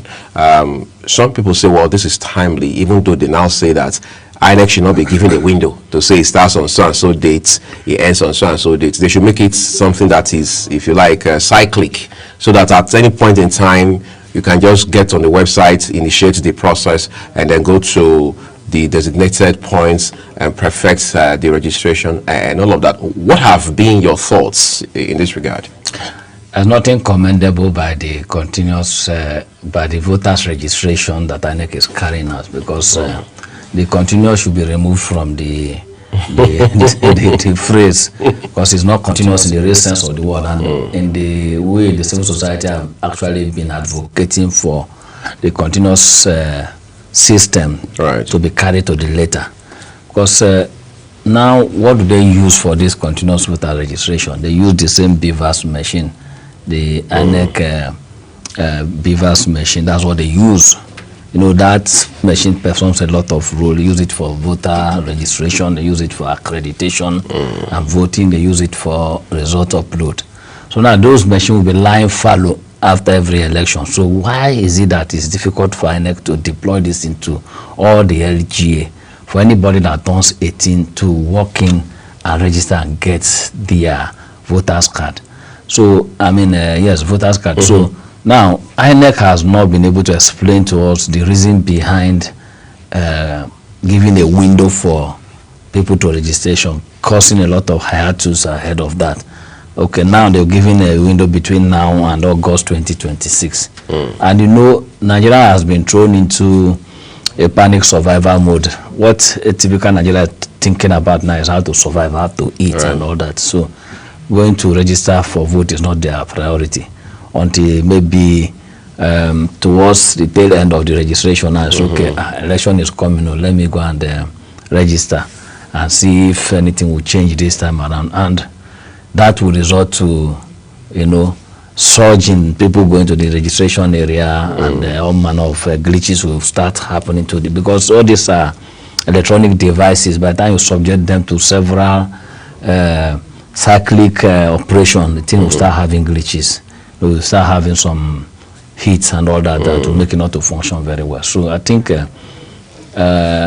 maybe it should be a legislation or so. INEC need to be forced to continue to register people at every time, because people turn 18 on a daily basis. That's right. So if I turn 18 today, I should be able to walk into INEC office tomorrow and register. As I suppose to, that's how it's been done in other countries. Some other countries, they don't even use voter register. What they use is their national ID. Once you have your national ID, you are eligible. You are eligible. So the age 18 is what every youth look up to. Once they turn 18, the following week they go to the registration center, obtain their national ID, and they know that they have attained voting age, and it's a landmark achievement for them. So I think nothing commendable by INEC giving us continuous voter registration that is not continuous in the real sense of the word. Quite interesting. But again, that now raises concerns around what we're hearing by way of numbers coming out from the southwest. It will appear the highest is from that part of the country, especially Osun State, for example. Now, the African Democratic Congress, the ADC, is saying that, look, we're casting doubts on those numbers. In fact, they are now demanding the Independent National Electoral Commission, INEC, to release a forensically audited copy of that report. So what are your sentiments on this issue? I think for me, at the risk of sounding brutal against ADC, I'm not a political person. I think their statement is baseless. Baseless in the sense that they, alongside other political party, are still repeating the same mistake they've been making all over the time, which is not mobilizing people to go and register for vote. Have you seen any jingle anywhere from any of the political party asking people to go and vote, including the ruling party, to go and register? They don't do that, and these are the highest beneficiary of the electoral process. So now you see a surge in people coming to register, and the only thing that comes to your mind is manipulation. I don't see any basis for manipulation there. As we speak now, you just mentioned it. Osun is one of the next off-cycle election that is coming up, and if they take their time to study Osun State very well, Osun has one of the highest politically conscious and election conscious citizenry. People in Osun, and I can give you as an example, there was a time, I think the previous election before the last one now, somebody traveled all the way from Abuja here to Osun State to go and cast his vote. Is that serious? So they go to their state of origin to register to vote. That's how the state operates. And if you go there on election day like this, in terms of organizing, in terms of mandate protection, I think we have a very good exemplary voters consciousness there. I remember during the election there was this particular polling unit of interest. I have up to 2,000 registered voters. You need to see the level of mandate protection there. They set a ring around the polling units, use a wire or something of that nature to barricade the whole of this place, the polling unit, and ask everybody to stay outside that perimeter. You know, so boys were mounting guard to the entrance of the polling unit because they had a hint that some thugs are coming to compromise the process, or to disrupt the process. You know, when the police came, the police couldn't even do anything because the people are already protecting their polling unit, and the collation process was so transparent. The INEC ad hoc staff or polling official has to be counting it and raising it up for everybody to see. And they were counting it, they count the whole political party and announce the result. That's how conscious Osun State people can be. So such people, when you say register for vote for 2027 election or even governorship election, of course they don't need prodding for people to ask them to come. So for me, ADC, they should go and carry out their own audit by themselves. Their political party, they should have the financial muscle to hire consultants like us to go there to find out what happened, and we'll give them the result. But for me, I think it's a big plus if you have people showing interest to register, and other states should ask themselves, why are they not registering? For instance, now in the southeast now, the level of registration is very low. Why is that? Because that sounds very peculiar. Good. So that's what we are saying. So that tomorrow now you not come and say marginalization or non-marginalization. We're a democracy, and of course, politicians they gravitate towards where they get more votes from. So if you know you have the population and you refuse to go and register for vote, and a particular region gave somebody victory and all that, you shouldn't be crying marginalization when they are not looking your own way. I'm from the southeast, but when I saw the statistics, so is so disappointing. It's a party, a big issue. Then at the end of the day, when you are not getting some dividend of democracy as it's supposed to be, you now start crying foul that you are not being taken care of. Let's remove the provision of the constitution aside. In democracy, you scratch my back, I scratch yours, you help me to gain victory, and then I look at those that help me to get victory first. And of course, we'll look at other people. You understand? Now, talking of statistics, the Southeast is not low in population as such. It's just a case of a voter party, in and out. Because if you check this population of Southeastern outside their region, they are massive. Whereas I gave you the example of Osun State now. If all Southeasterners should go back to Southeast to register, you will see a very humongous figure. But they will stay in other region and register there, and they will count them as the population of other in that locality. In that locality, instead of it counting for their region. Right. I just gave you an example of somebody from Osun State. The person traveled all the way to Shogbo. Even when that person had the option of staying back in Abuja. Abuja, exactly. So until I get to a point where you can have a voter register or voting system that you can vote from wherever you are. Right. For now, if you really want your region number to be boosted, I think it's very important for you to go back to your region and register. There's nothing wrong there. Because the thing is, you are from a particular state now and you are not determining who gets into the seat of the government house, the state house of assembly, national assembly and all that. You are not doing yourself justice. Because if your home is the only place you return during a festive period or when you are dead, then you are not helping any matter. You can as well relocate and become an indigene of wherever you are staying. So it's very important to register in your own place so that if they are doing governorship election, take 1 or 2 days out and vote for a particular person that will develop that your community. Very interesting.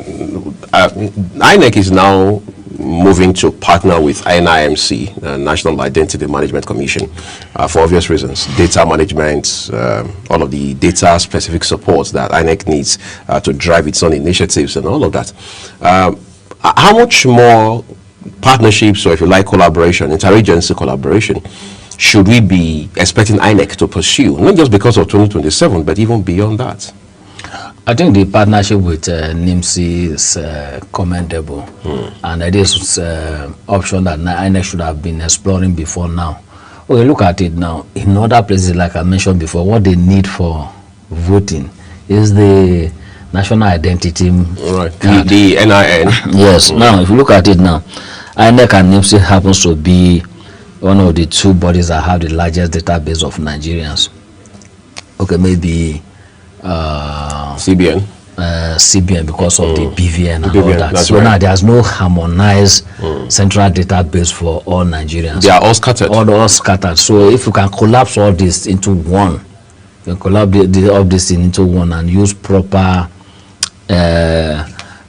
what do you call it now, ICT backend to ensure that everybody's identity is synchronized in such a way that once you go to CBN and NIMC or INEC is the same thing. Or if you can, even if NIMC can issue an ID that anybody can use for all this transaction, it will make a lot of sense. Because if you go for INEC voter registration now, they capture your biometrics or your 10 fingerprints. The same thing with NIMC, the same thing with CBN. So why are we duplicating efforts? Even for international passport. For international passport. So we can actually harmonize this into one single card being issued by NIMC. And of course, INEC now working with some IT back end should be able to ensure that anybody that have NIMC ID card can vote during election.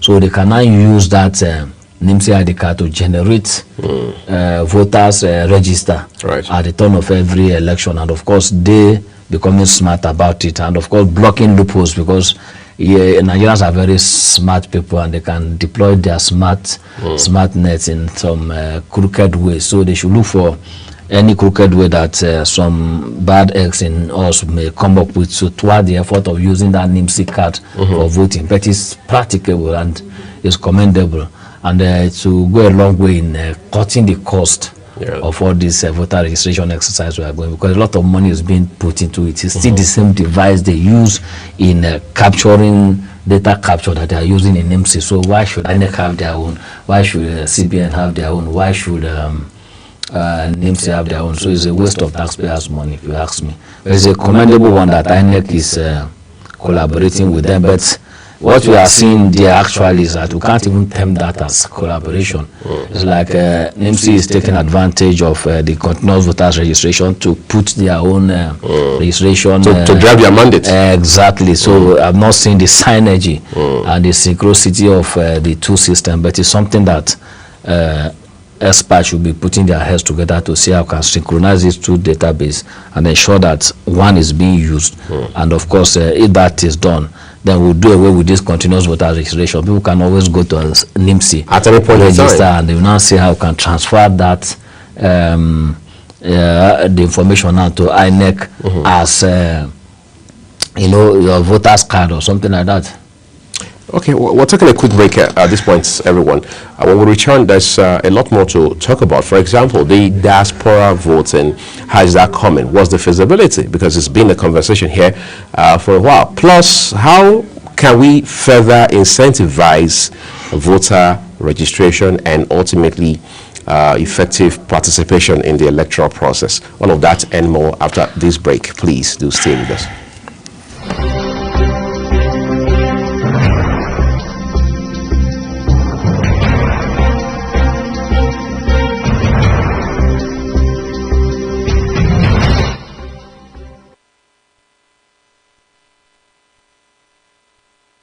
The issue of diaspora voting is very key, especially in this day and age where everything is powered by the internet, technology generally. We have spoken with members of the Nigerian Bar Association. They say if the Nigerian Bar can conduct its own elections electronically, which they've done for a number of years now successfully, and they've produced presidents and other executives therefrom, why can't Nigeria replicate the same technology?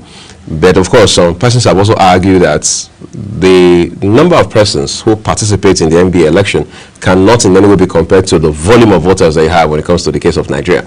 But ultimately, let's look at the possibility or otherwise of electronic voting and, by extension, diaspora voting.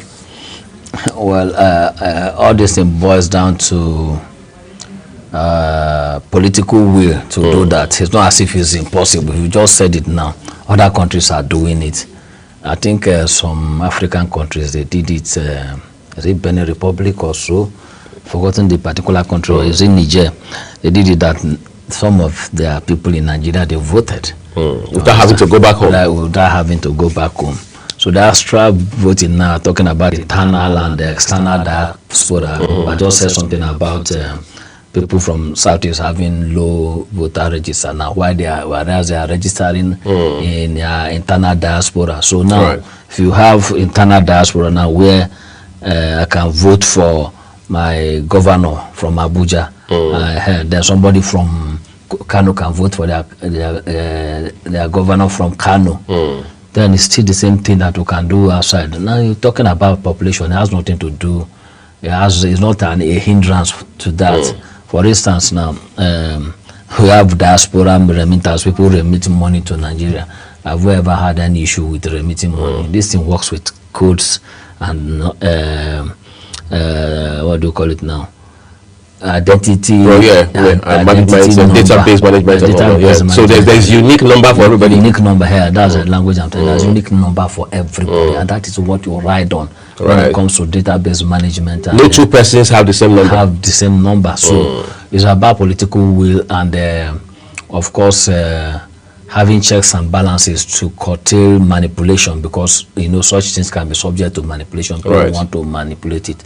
So if we have the political will and the necessary technology is deployed, of course it can be done. It's easier now than even ever before. This age of blockchain technology and artificial intelligence is very easy for those kind of initiatives to be brought to bear. Leveraging an identity, a unique identity, and of course electronic platform. During the former governor of Kaduna State, they use electronic voting. They're able to, get their result in less than 24 hours, even though they refuse to declare it. Of course. So it's technology that puts things in check. If we remove human manipulation, technology is always there to help us. So with that, Nigerians can vote in their various consulates in different countries. If you want to vote, you go and vote, or they can even do online voting and all those can be controlled if we remove human manipulation. The technology will give you what you ask it to do. It's human being that will go there to do manipulation at the back end. So the summary is that it can be done if we have the political will to back it up, which is Electoral Act amendment to support that, or maybe even putting it in the Constitution.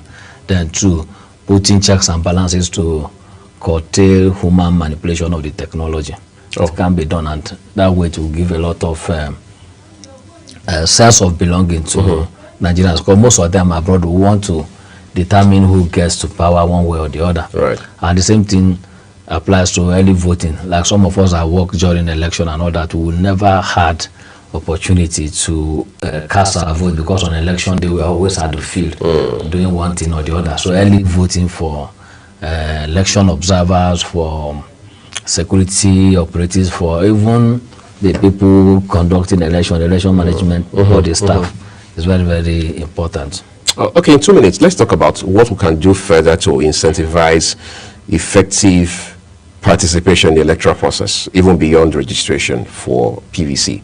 For example, you mentioned that politicians are the biggest beneficiaries of the outcome of this process. Look at governors. What are governors doing? We have 36 governors in this country.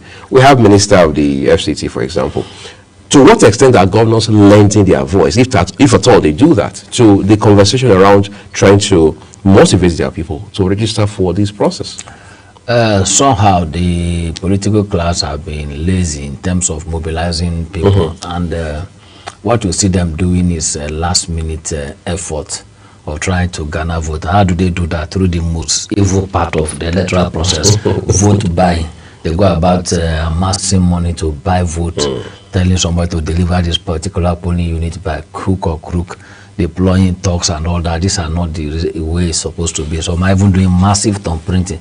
Like the last by-election that happened some couple of weeks ago now, we saw where ballot paper are still being mass thumb print.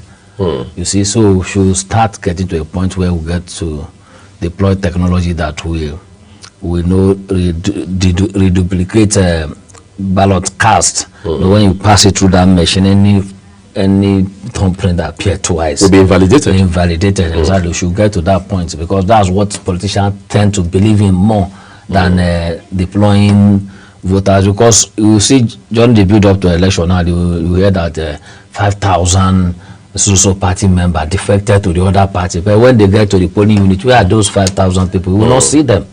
So they keep on playing politics with everything. So we need to really hammer it on to the political party to start mobilizing people. There's nothing wrong with this constitution. Does not stop you from mobilizing voters. It's even to your own advantage if you can mobilize voters. That's okay. Voters come to polling unit and register. We'll give you free transportation. We'll provide food for you and everything. Don't you think people will come out to vote? Right. They will come out and vote, especially in rural areas, suburban areas, and all that. They will come out and vote. So they are not doing that, and I think it's a wake-up call for them to have a change of mind and mobilize, because at the end of the day, they are the ultimate beneficiary of who votes or who doesn't vote.